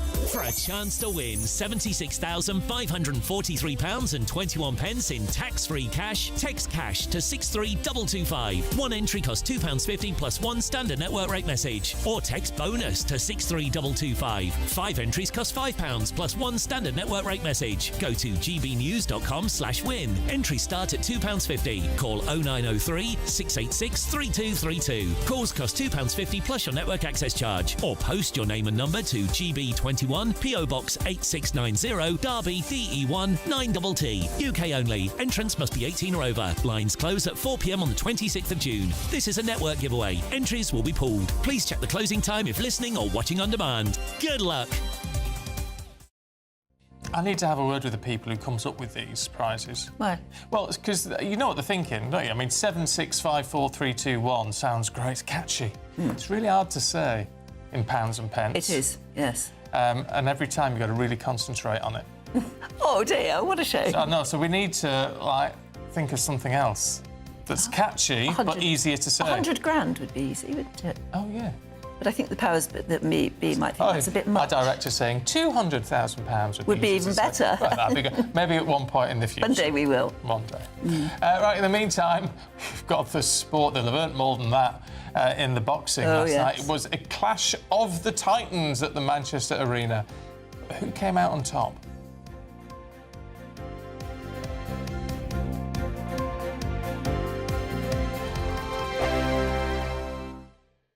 Hi, I'm Michelle Dewberry, and my show is your opportunity to cut through all the noise and dive in headfirst to some robust debates. Ideas clash. Situation, isn't it? No, because the failure is you're deliberately avoiding my point. Nothing's held back, And if you think this is the end of it, wait for more. and we do not shy away from the difficult stuff. Sometimes I want to shake people and say, if only you understood. So join me on Dubes & Co. weeknights at 6 p.m. only on GB News, Britain's news channel. Westminster, the ultimate clique. And you're fighting like rats in a sack. But here on the Camilla Tominey Show, we ask the questions the establishment media is too scared to ask. OK, let me ask you a straight question, because I know you're a straight-talking politician. Whether it's net zero, illegal immigration or law and order, nothing is off limits. You had the power then. Yeah, as I And say, now you've lost it. That's the Camilla Tominey Show, a politics show that's fearless. But no, let me finish my question if you don't mind, because it is my show. Sundays at 9:30, only on GB News, the People's Channel, Britain's news channel. I've been in Westminster for a long time, but I know that though power may be here, its effect on people's lives is across the whole of the country. We may be where rules are made, but it's where they're implemented that matters. Join me, Jacob Rees-Mogg, for forthright and frank discussion on where Britain has come from, where it's going, and where it will end up. That's State of the Nation, Monday to Thursday, 8 to 9 o'clock. Vox Populi, Vox Dei. Join me, Nana Akwe, for an informative, interactive news programme with a difference. It's fun. No, he didn't say that, though. I'm so surprised. I think there's an element of truth to that. Join me from 3 p.m. every weekend, only on GB News, Britain's news channel. Westminster's full of talk, but out here, it's the real world. Am I allowed to talk No, now? that's it. This is where it matters, real people and real lives. That's what politics is all about. In fact, has Trump made a good start? No. Straight answers, no spin, and just a couple of pints. How many fingers have I got up? About 10. So join me for Lee Anderson's Real World every Friday at 7 p.m. only on GB News. The People's Channel, Britain's news channel. From the school run to the home run, watch a new show for all of Britain. He can say whatever he wants. A straight-talking show where all voices are heard. And, you know, when are we going to stop talking about smashing the gangs and actually do it? With the stories that matter from every part of our country. There's a bit of a crash landing there for your Chancellor. Bold, fearless and standing up for you. That's me, Martin Dawdley, 3 p.m. till 6 p.m. weekdays here only on GB News. The People's Channel, Britain's news channel.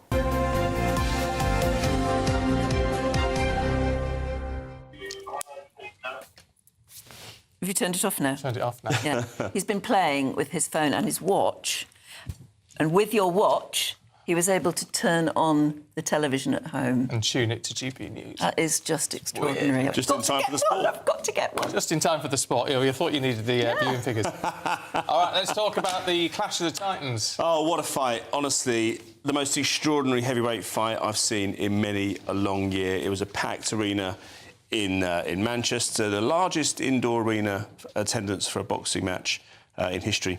Really? Yes, it is for an indoor arena. Wow. Yeah, so it's quite extraordinary. Daniel Dubois beating Dubois-Wardley by a stoppage to become the WBO World Heavyweight Champion in the 11th round. But there was so much to happen before that. Well, it was called Don't Blink. That was the show. You heard Frank Warren describe it as that yesterday, because he was confident, as were all the other boxing aficionados and the experts in and around the sport. They said that this one is not going to last very long because they're experts at disposing of their opponents very, very quickly. And it looked for all the world as if it was going to even surpass that. 10 seconds it took for Dubois-Wardley to floor Daniel Dubois. And I'm thinking, are we going to see one of the quickest fights ever? Are the audience, as you mentioned a couple of hours ago, Anne, going to feel extremely short-changed? Did he look really injured? Or? Well, I wouldn't... Who, Wardley or Dubois? I'm talking about after 10 seconds. Well, no, I mean, I wouldn't say Dubois looked injured after 10 seconds. I mean, he got up. One thing I'd say about Dubois, and he's been accused of lacking heart.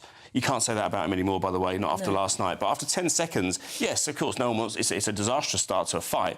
But he got up, he didn't look out of control, but he then got floored again in the third round. His legs were looking as if they were going to go in. But again, these two are absolute warriors. They battled until the very last moment. I actually think that Dubois-Wardley should have been brought out of the fight a couple of rounds earlier. I mean, his face was looking like corned beef by the end of it. It was, and probably even worse, actually. Yeah, it was. I mean, look, sometimes the fighters are the first ones to know when they're done. They're also the last ones to admit it. And I think the referee, Howard Foster, kept the fight going for as long as he possibly could to give him every chance of kind of redeeming himself in the ring and fighting his way back into it. He was still swinging quite hard. The thing is, he was missing a lot of punches, and any expert in boxing will tell you that if you keep missing punches and swinging haymakers or whatever, it actually tires you out. Well, that's right. You're wasting energy. Yes, you are indeed, and it's demoralising, isn't it, when you're not hitting the target? But credit to Dubois. I mean, he just kept in there and eventually stopped Dubois-Wardley. As I said, it should have happened a couple of rounds before. It's a sign of a true pro. I mean, I obviously only think of tennis in these... But it's an individual sport. There are similarities. And pull back from being very down in the dumps. It's really good. It's stamina. As Stephen said, though, Wardley's face was an absolute mess. His legs had gone. He was staggering back to his corner. I think Howard Foster, the referee, should have intervened and taken him out. We've seen some horrific incidents happen in boxing in the past, and I fear this could have been one of them last night. That's not to say that, if they were to do it all again, I think that Wardley would have a good chance. He was absolutely outstanding as well last night. But as I say, the best fight I've seen in many Of course, it's not in the papers because it... I know. It misses the print editions, doesn't it, these days? There was a time when the papers used to wait on until... I mean, it was done about midnight, I think. We were all done last night. They would have stayed and done the editions, wouldn't they? Yeah. That's what we had to do. Yeah, they're the good old days. Yeah. Oh, gosh. We're all turning into right old Don't devils. say it. Speak for yourselves. Devils. Right, We have enough critics, we don't need to be self-critical. It's good to see you this weekend. Yeah, and you. Still to come, we're going through the papers with Norman Baker and Steve N. Allen. First, so here's your European forecast.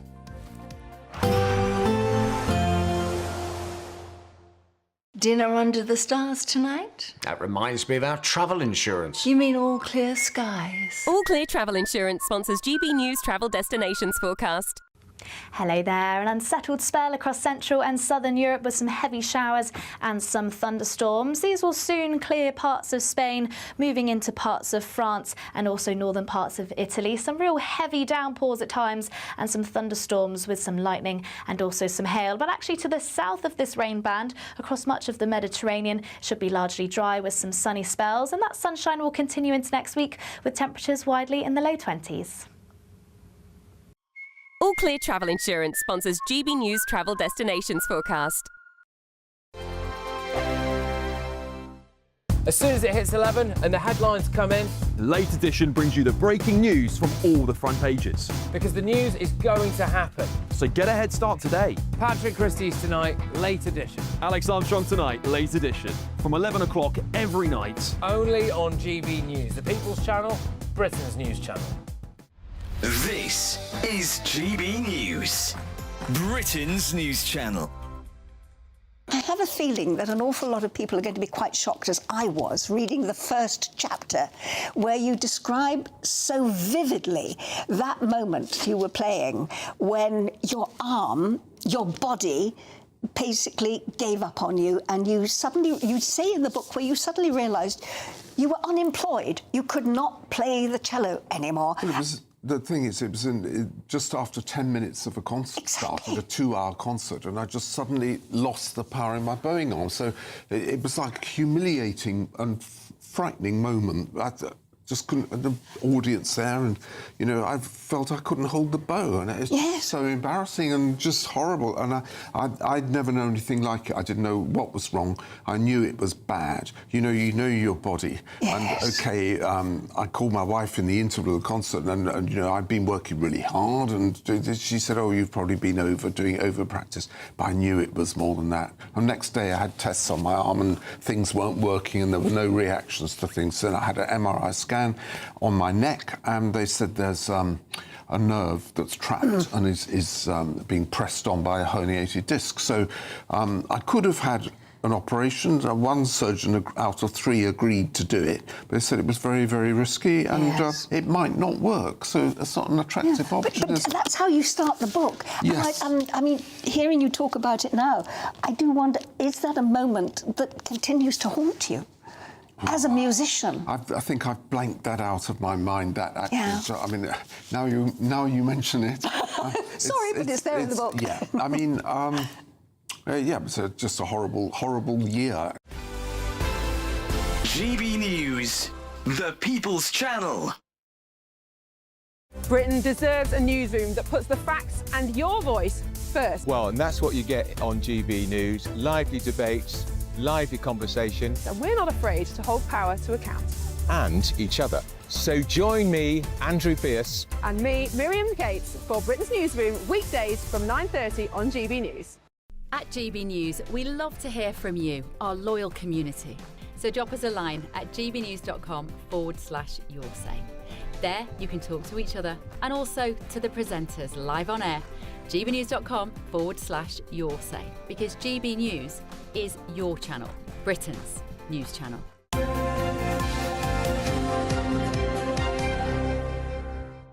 Right, let's go through the papers then at 8:46 with Norman Baker and Steve N. Allen. Good morning. Let's have a look at some positive news, should we? In the Sun on Sunday, Steve, the jobless trend is being booked.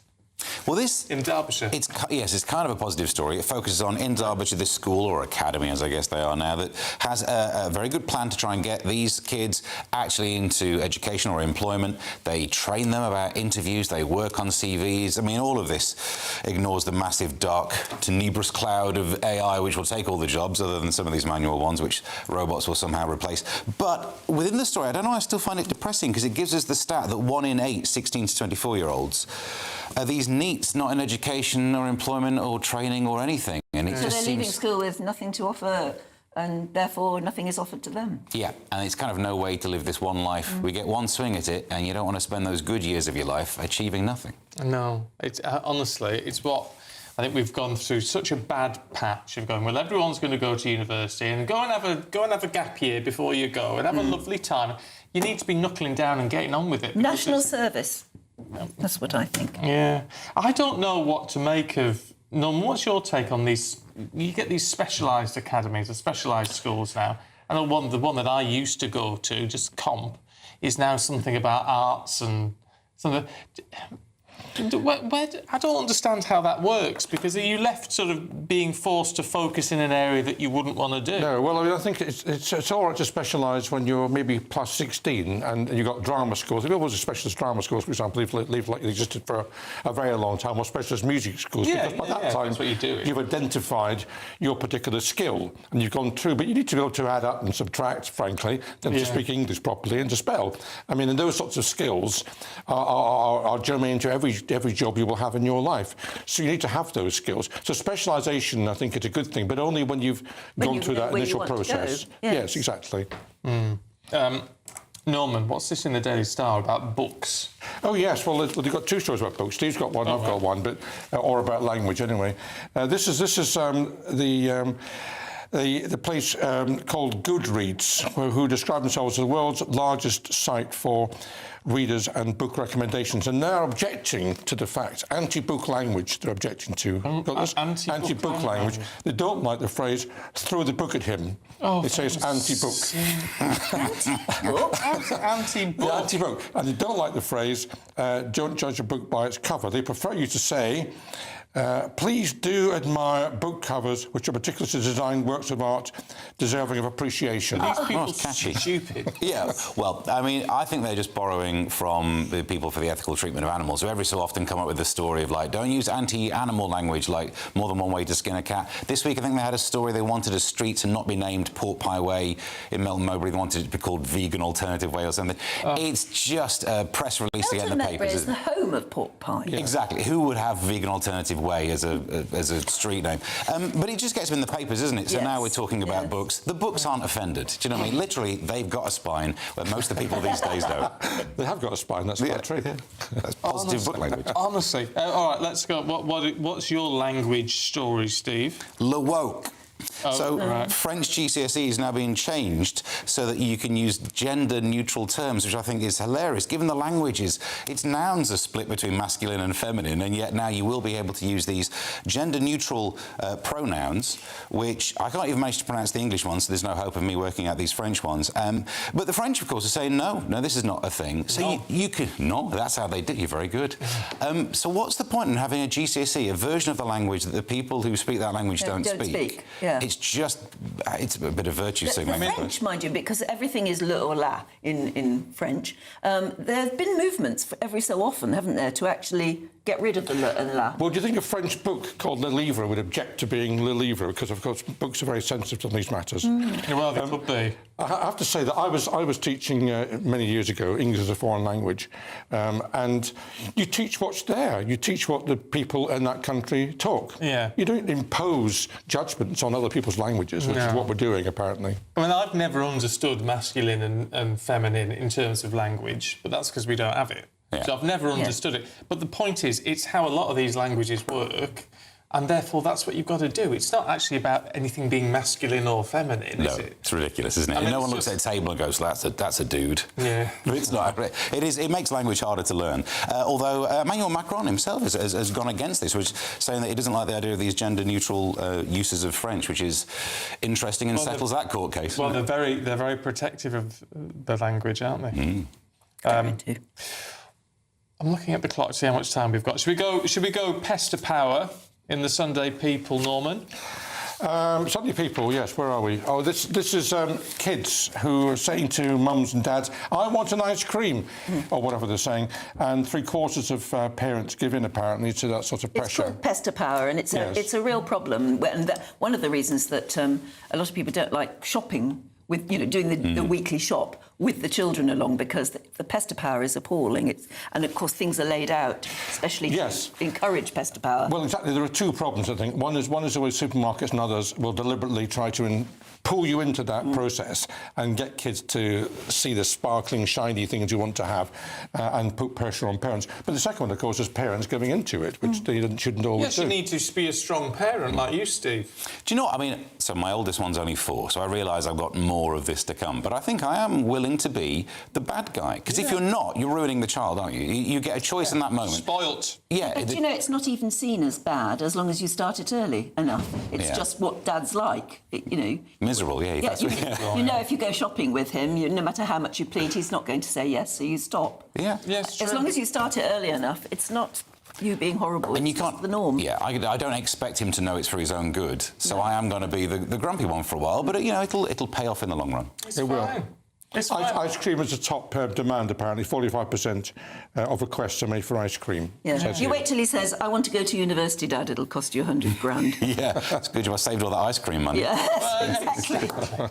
Oh, very good. You could be a comedian. Oh, yeah. Very good. Sharp. Tell us about Billie Eilish. So she has said she doesn't mind people filming her shows. There's this big debate about whether if you're at an actual live event, should you be holding your phone up and filming it? It's what they do now. It is. People. And she's of that position. She thinks it's absolutely fine. I think there's so much that's wrong with it. It ruins the event. There's a lovely picture of Madonna and Sabrina Carpenter in the papers, and everyone has got the phone up. They're not even paying attention. They're looking at their phone. A lovely story of Akon, who tried to do some crowd surfing and was left to fall to the floor because all of his audience had their hands busy with their phones. Just filming him. Yeah. So as a stand-up comedian, Akon's a chap.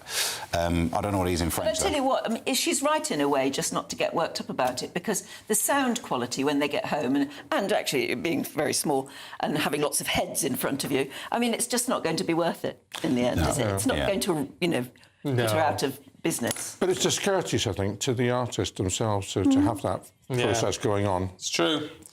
Anyway, right, thank you both very much indeed. Here's the weather.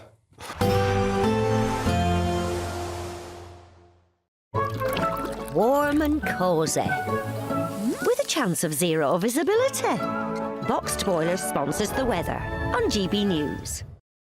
Hello there, good morning. Welcome to your GB News weather update from the Met Office. Quite a cooler day ahead for many. We will see some showers across the south to start, otherwise lots of dry weather for the second half of the weekend and some sunny spells. Now it is going to be quite a cold start this morning across Scotland, Northern Ireland and northern parts of England, a patchy frost in places, otherwise largely dry and bright. Some showers pushing into the far southeast, and this could nudge slightly northwards at times, maybe bringing in some rain across London, and it will gradually turn more and more unsettled from the north in Scotland, some of this rain turning a little heavy at times. Otherwise dry and bright, lots of sunny spells, but it is going to be a cooler day ahead, particularly if you compare it to yesterday afternoon, so temperatures widely in the low to mid-teens.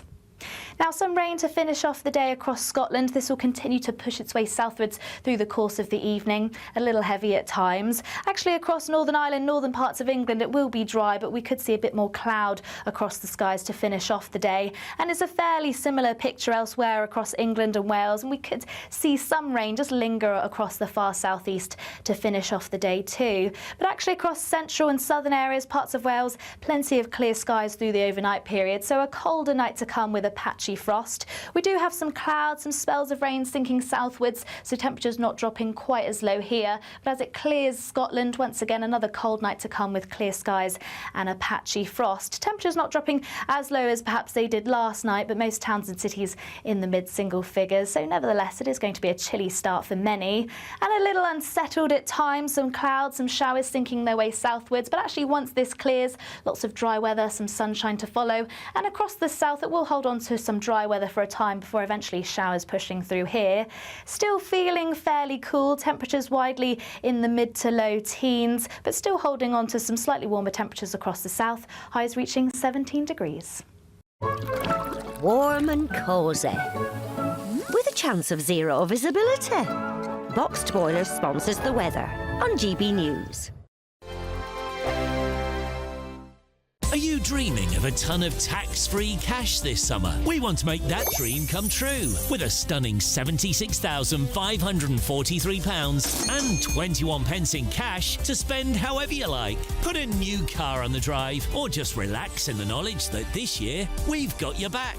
For a chance to win, text cash to 63225. One entry costs £2.50 plus one standard network rate message. Or text bonus to 63225. 5 entries cost £5 plus one standard network rate message. Go to gbnews.com/win. Entries start at £2.50. Call 0903 686 3232. Calls cost £2.50 plus your network access charge. Or post your name and number to GB21 PO Box 8690 Derby DE1 9TT. UK only. Entrance must be 18 or over. Lines close at 4 p.m. on the 26th of June. This is a network giveaway. Entries will be pulled. Please check the closing time if listening or watching on demand. Good luck.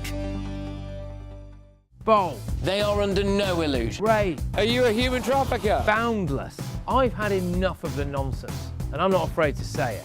Don't get us on the BBC. Every weeknight, I tear through the headlines. The smell of gasoline. Should we be worried about it? From Westminster madness to cultural war chaos. What we're going to do now is they are throwing things out the car as we speak. Get ready, Britain. Here we go. Patrick Christie's tonight, weeknights from 9 p.m. only on GB News, Britain's news channel.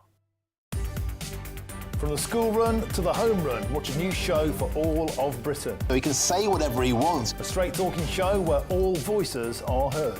And, you know, when are we going to stop talking about smashing the gangs and actually do it? With the stories that matter from every part of our country. There's a bit of a crash landing there for your Chancellor. Bold, fearless and standing up for you. That's me, Martin Dordme, 3 p.m. till 6 p.m, weekdays, here only on GB News. The People's Channel, Britain's news channel. Hi, I'm Michelle Dewberry and my show is your opportunity to cut through all the noise and dive in headfirst to some robust debates. Ideas clash. Situation, isn't it? No, because the failure is you're deliberately avoiding my point. Nothing's held back. And if you think this is the end of it, wait for more. And we do not shy away from the difficult stuff. Sometimes I want to shake people and say, if only you understood. So join me on Jubes & Co weeknights at 6 p.m, only on GB News, Britain's news channel. Westminster's full of talk, but out here, it's the real world. Am I allowed to talk now? No, that's it. This is where it matters, real people and real lives. That's what politics is all about. In fact, has Trump made a good start? No. Straight answers, no spin, and just a couple of pints. How many fingers have I got up? About 10. So join me for Lee Anderson's Real World every Friday at 7 p.m, only on GB News. The People's Channel, Britain's news channel.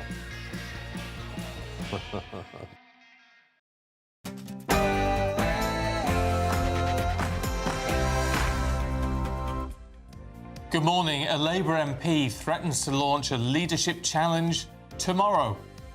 Yes, of course, the disastrous local election results have triggered fresh calls for the Prime Minister to quit, with dozens of Labour MPs reportedly going to turn against him. Well, in a bid to steady the ship, Sir Keir has drafted in Gordon Brown, who's now in some sort of advisory role. With talk of a leadership challenge reaching fever pitch in Westminster, Sir Keir is apparently going to attempt to relaunch his premiership and save his job. This is what I would describe as an electoral emergency, and sadly the Cabinet have not come out strongly to lead us. Well, up in Scotland, it's a slightly different picture. The SNP, of course, the biggest party again for the 5th consecutive election. We'll be talking about the big issues in Scotland and what it might mean for the next 5 years. We're expecting thousands of people to rally around Downing Street today as community leaders warn that anti-Semitism is out of control in Britain. British passengers caught up in the deadly hantavirus outbreak aboard a cruise ship are expected to fly home from Tenerife today under tight health security measures. Hello there. It's a cold start this morning across the north with frost in places. Lots of dry and bright weather, though it is going to be feeling cooler for all. Stay tuned and I'll have all the details. It's just gone 9 o'clock. I'm Stephen Dixon. And I'm Anne Diamond, and this is GB News Breakfast.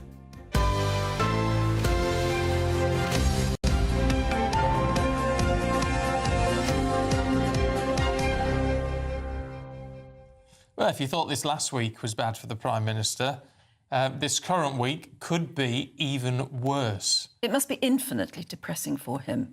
I mean, I know lots of people wouldn't even think to be even sympathetic, but you can't help thinking, gosh, he must be wondering what he's doing wrong. Well, yeah, but if you don't know, then you shouldn't be in the job. Really, I know that sounds really confused, doesn't he? It's the, and we were talking earlier about charisma. A lot of people have been in touch saying, yes, we'd like charismatic politicians, but also people saying, I don't care about charisma, just get us out of this mess. But the point is, he doesn't, I mean, every interview he's given recently it makes Theresa May look dynamic. Very true. I mean, there's something not registering. And somehow. It's word salad. Does he realise that he's actually just using words, but then none of them are meaning anything? Yeah, I mean, look, all politicians do it to an extent, and but he is the Prime Minister of the country, and to say that he's going to give us, let us know what his, what he really wants to do and what his sense of direction is, 2 years after getting the job. And only a few days before the King's speech. Now, the King's speech has been written by Number 10 and him to say, my government is going to do this, my government is going to do that. Well, how is he going to make a speech tomorrow that is going to be sufficiently convincing but doesn't upstage his own King's speech? Yeah, and according to the Mirror, who've got an interview with him, we're going to help you cut your bills. He's decided this weekend they can lower our bills, apparently. More support for families, targeting fuel costs and household expenses. Well, if you can do that this weekend, why couldn't you do it 2 months ago when things got really bad? I mean, this is what it boils down to. It's like, how stupid do you think we are? Really. Not that any of the politicians necessarily got the right answer to it all either, but, I mean, he's the one in Number 10, therefore he's the one who gets all the scrutiny. And he is going to get a big challenge this weekend because the Labour MP, Catherine West, has now threatened to trigger a leadership contest tomorrow if no Cabinet ministers sort this out this weekend. What I'd like to see is the Cabinet locking itself in a room tonight and coming up with a plan to respond to what was the worst election result for the Labour Party that I can remember, and I've been in public life since 2001. We lost very badly in Wales. The leader lost her seat. We lost very badly in Scotland. Several very good candidates didn't win. We lost very badly in London, including the local leaders of my own borough and that of the leader of the Labour Party. This is what I would describe as an electoral emergency. Well, that follows Labour's worst ever local election results, of course, and their very dismal performance in Wales, too. Well, Cabinet ministers are sort of rallying behind the Prime Minister. Some are staying suspiciously quiet. There's quite a number, though, of backbenchers and a number of union bosses who are demanding he goes. Meanwhile, he has hired 2 Labour veterans, Gordon Brown and Harriet Harman, as advisors in Downing Street to try and drum up some support, I suppose, maybe come up with a few ideas. But he has insisted that he won't quit. It's really important that we reflect and respond when the electorate send a message like that. It's right that we do that. I think we have to set out the path ahead, and that's what I intend to do in coming days. Hope resides in communities and families and households not feeling constantly held back by the cost of living. And hope resides in people feeling that they can be proud of the place where they live and they work. So I will be setting that out with clarity about my convictions and my values, what drives me forward on this. So Camilla Tomney show at 9:30 this morning. She joins us now to dive through all of this. The Prime Minister is talking about hope residing in families, and he's going to spell things out with clarity and conviction. Yes, Camilla. good luck with that, Keir Starmer. He's also given an interview to The Observer in which he says he will still be around to fight the next general election. I have already interviewed Bridget Phillipson this morning. We did a pre-record because she's on the broadcast round. Can I just suggest that people perhaps go and purchase some popcorn? It is good. It is quite fiery. Unfortunately, the Education Secretary and other members of the Cabinet are in an impossible position now, defending, as I put it to her, not just a lame duck, but a dead duck Prime Minister. So we've got sort of delusions from him. We also have to probe some of the delusions from Kemi Badenoch, who thinks she's had a great night, even though the Conservatives have been hemorrhaging seats. James Cleverly will be on to speak for them. I'll also be speaking to Richard Tice of Reform. Now, of course, they've had a fantastic set of results, but when translated to the general election picture, Nigel Farage still falls short of a majority. Why can't he reach the parts that Boris Johnson did in 2019? He's got a blue wall problem. Why is that? Are people suspicious of the £5 million donation? Are they suspicious indeed of Mr Tykes' tax affairs? So we'll be probing that. I'll also be speaking to Daisy Cooper of the Liberal Democrats. Are they even at the races? As they themselves, OK, have a relatively good night. They don't hemorrhage seats, but they don't win that many either. And I'm going to be speaking to Eugene McCarthy from the Greens. We've got a great deal of coverage in the Sunday papers about the frankly virulent anti-Semitism of a lot of their elected councillors. I'm not talking about people that were suspended. I'm talking about people that have actually been elected. So I think we can safely conclude that it's going to be a very punchy 90 minutes from 9:30. Absolutely. I'll bet. I just find it extraordinary, as you said, that the position that people like Bridget Phillipson was put in, when you're told you're doing the media round and you've got to defend the indefensible. What sort of things do you say? But you say she was quite fiery, presumably because you put some very difficult questions to her and she just fired back, did she? Well, to be fair, I think I'm talking about me being quite fiery on behalf of the country and her doing her best. And I think we should give Bridget Phillipson credit, OK? She's one of the only cabinet ministers that comes on GB News. When she does my show, she insists on doing it in person. That's why we did the pre-record. She wants to see me in the studio and answer the questions directly. That is admirable. It shows moral courage. But, I mean, she's been handed a hospital pass today. There's no doubt about it. And actually, to be fair, it's a compliment to her if she was picked for the broadcast round because, you know, she's quite inscrutable normally. But I'm just saying, I mean, I'm not trying to over-egg the pudding. You just got to stay tuned and watch it because it is extremely difficult now. Catherine West, bless her, you know, a stalking horse, one of the papers today described her as a stalking donkey. But I think she deserves some credit, doesn't she, for putting her own head above the parapet. Yes. This could be self-defeating, by the way, because she's quite left-wing. And actually, the only person within the cabinet who seems to be ready with the numbers is Wes Streeting, who is the most right-wing of all of the candidates, unless you count Mahmood, and I don't think she's going to stand because she doesn't have the support. So you could have a right-lefty in the Labour Party actually succeeding in helping to crown a righty, because Andy Burnham's not ready, and Angela Rayner's still being investigated by her taxes, and Ed Miliband's too unpopular, and all the rest of it. So, listen, it's going to be a dynamite week. We're going to be covering it on GB News. We did very, very well with our ratings, didn't we, for the local elections? Yes, we did. Beating all of our rivals. This is the place to be. This is the place to be for the next goodness knows how many hours and days, folks. Yeah, I tell you what's interesting, though, isn't it, that it seems to be a lot of the people within the Labour Party who do want to change leader, who are trying to stop Catherine West doing what she's doing because it would rule Andy Burnham out. Yeah, that's right. So basically, if Catherine West succeeds in what she's doing, which is to trigger a leadership race on Monday or this week, Burnham isn't at the races because he doesn't have a Westminster seat. And he can't chicken run quick enough. And even if they chose him a safe Labour seat, I mean, is there a safe Labour seat now? This is the question. Imagine how humiliating... Not in the Northwest. Well, imagine how humiliating it would be to parachute him into a safe Labour seat. Are you telling me that Reform aren't going to throw the kitchen sink at that by-election in order to try and get their own candidate elected ahead of the so-called King of the North? I mean, journalistically, we enjoy this. There are great stories being generated. But the main question here is, where does this leave the country? Yes. It's all very well Labour doing things by their own timetable. This was a man who pledged on the steps of Downing Street to deliver a government of public service. Hasn't everything he said in the last 48 hours seemed rather self-serving? I mean, time and again, when you talk to just ordinary people who expect you to know the answer, they sort of say, who is running this country? It's crazy. It's a circus. I don't know who's running the country. I mean, we can safely conclude right now that we have a Prime Minister in office and not in power. He insists that he can continue in that vein for the next 2 years.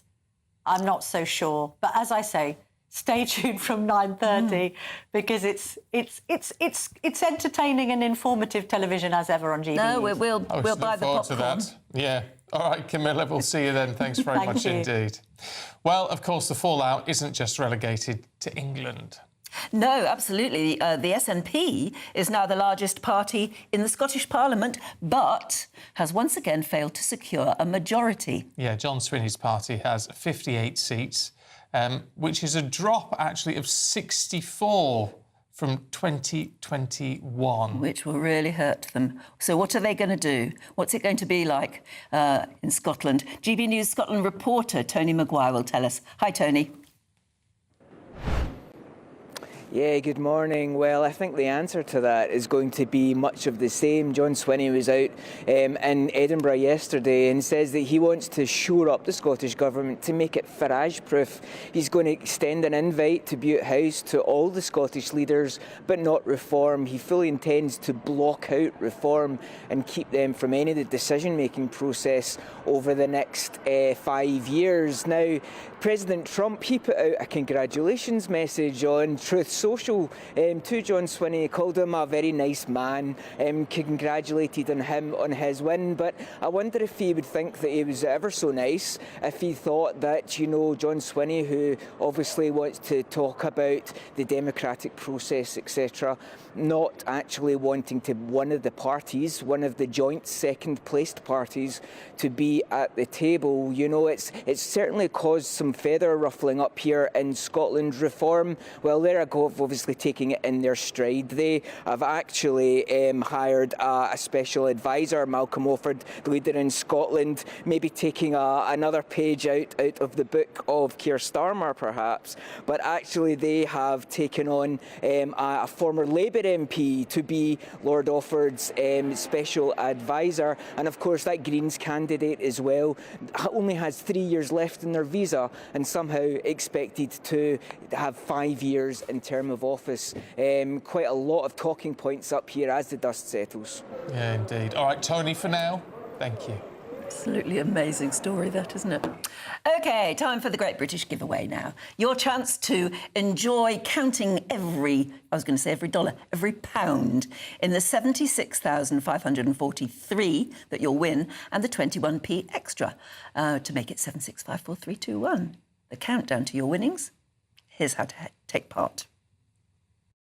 £76,543 and 21 pence in tax-free cash could be yours this summer. That's totally tax-free cash to spend on anything you like. What would you spend it on? Treat the family and friends to the ultimate summer party, or just relax with enough cash in the bank to make this year your best yet. And remember, because it's totally tax-free cash, you'll get to keep every single penny. So, what are you waiting for? For a chance to win £76,543 and 21 pence in tax-free cash, text cash to 63225. One entry costs £2.50 plus one standard network rate message. Or text bonus to 63225. 5 entries cost £5 plus one standard network rate message. Go to gbnews.com/win. Entries start at £2.50. Call 0903 686 3232. Calls cost £2.50 plus your network access charge. Or post your name and number to GB21 PO Box 8690 Derby DE1 9TT. UK only. Entrance must be 18 or over. Lines close at 4 p.m. on the 26th of June. This is a network giveaway. Entries will be pulled. Please check the closing time if listening or watching on demand. Good luck. Yeah, best of luck to you on that one. It's a cracker. Right, still to come. We're going to be looking at that rat virus cruise ship. It's docked in Tenerife now. Brits will be allowed to come home today. But how do you do that safely? Talk to an expert next.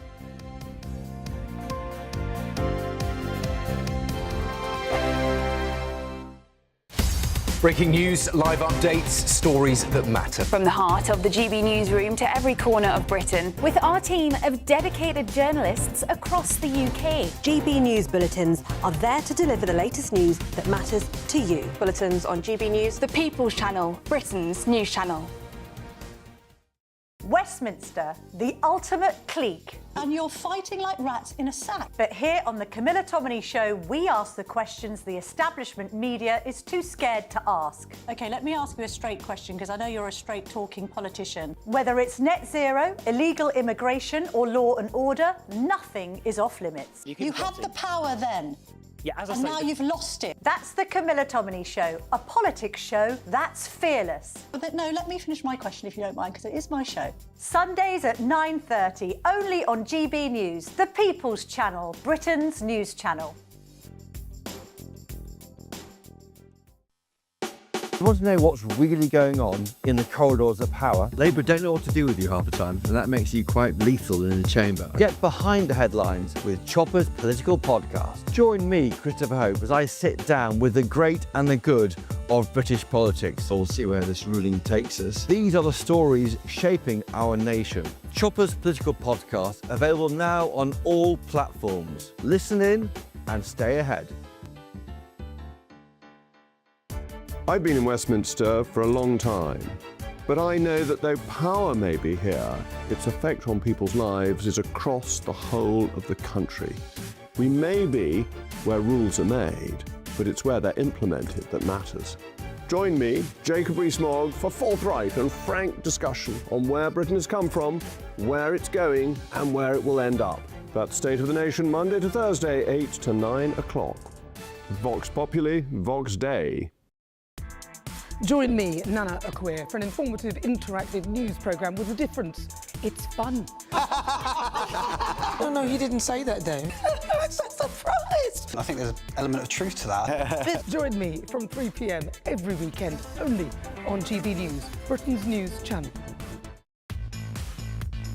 5 hosts, 5 opinions, 5 fearless debates, 5 unfiltered takes on the day's news. 5 reasons not to be anywhere else on Saturday night. This is the Saturday 5. You got me.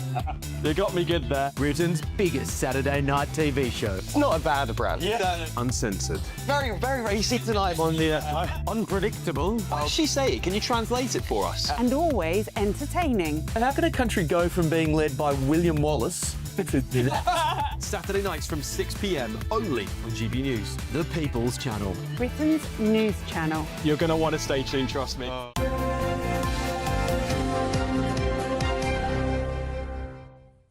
It's 19 minutes past 9 now. Britain's stock on the cruise ship that was hit by that hantavirus outbreak are going to be repatriated today. They've been on it for, well, more than a month now. It's a month since the first passenger died. I mean, it's just grim, isn't it? So they've been on it longer than that, actually. It's the MV Hondius, and it's now docked in Tenerife, and passengers are going to be sent back to the UK to isolate at the hospital, which was once used by the UK for... In fact, it was the first hospital used as a COVID quarantine site. Let's talk to bacteriologist Professor Hugh Peddington. Hugh, it's good to see you. What are we to make of this? In terms of repatriation, is there concern over how this is done? How careful do we have to be here? Well, I think we're being extra careful. We're using a precautionary principle. There's no evidence that any of the people who will be repatriated have the virus. But of course, the problem is that the virus has a very long incubation period, and the virus might be sort of, beavering away somewhere. Now, we can do tests. We can do antibody tests. We can do nucleic acid sort of PCR tests on these people, I'm sure, and that will be done to find out whether any of them are in the early stages of infection. It's rather unlikely that any will be, but just to be on the safe side, they'll be doing tests and repatriating them in a way that won't put anybody in the general public at risk. And then they will be essentially locked up for a little while until the tests are completed in this hospital in Merseyside. And if the tests are all negative, then they'll be allowed to go home, but they'll be strongly advised, to stay at home for a period because of this very long incubation period, which, not to put too fine a point of it on it, is a bloody nuisance, really, because, with other viruses, the incubation periods are much shorter.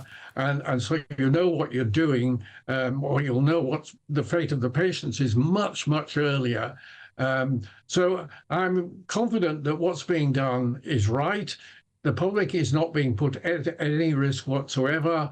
It's tough on that relatively small number of people who have potentially been exposed to the virus, probably through human-to-human contact rather than having met the long-tailed pygmy rice rats, which are the natural home of this virus in Argentina and in southern Chile and so on. And that rat is not on the ship. I would be absolutely confident on that.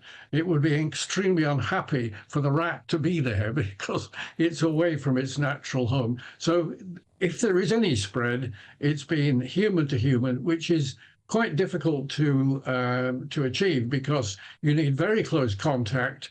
And that's been the evidence that's come out of the outbreaks that have been looked at in Argentina.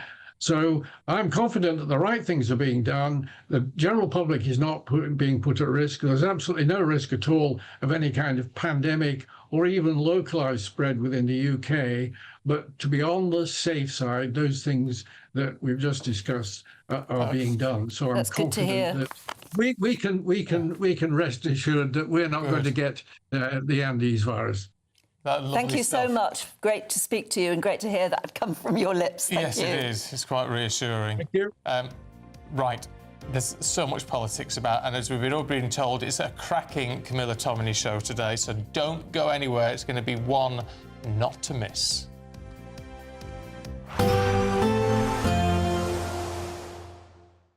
Expect warm spells with the odd rude interruption.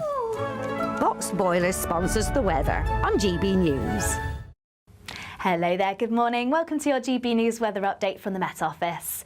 Quite a cooler day ahead for many. We will see some showers across the south to start, otherwise lots of dry weather for the second half of the weekend and some sunny spells. Now it is going to be quite a cold start this morning across Scotland, Northern Ireland and northern parts of England, a patchy frost in places, otherwise largely dry and bright. Some showers pushing into the far southeast and this could nudge slightly northwards at times, maybe bringing in some rain across London, and it will gradually turn more and more unsettled from the north in Scotland, some of this rain turning a little heavy at times. Otherwise dry and bright, lots of sunny spells, but it is going to be a cooler day ahead, particularly if you compare it to yesterday afternoon, so temperatures widely in the low to mid-teens.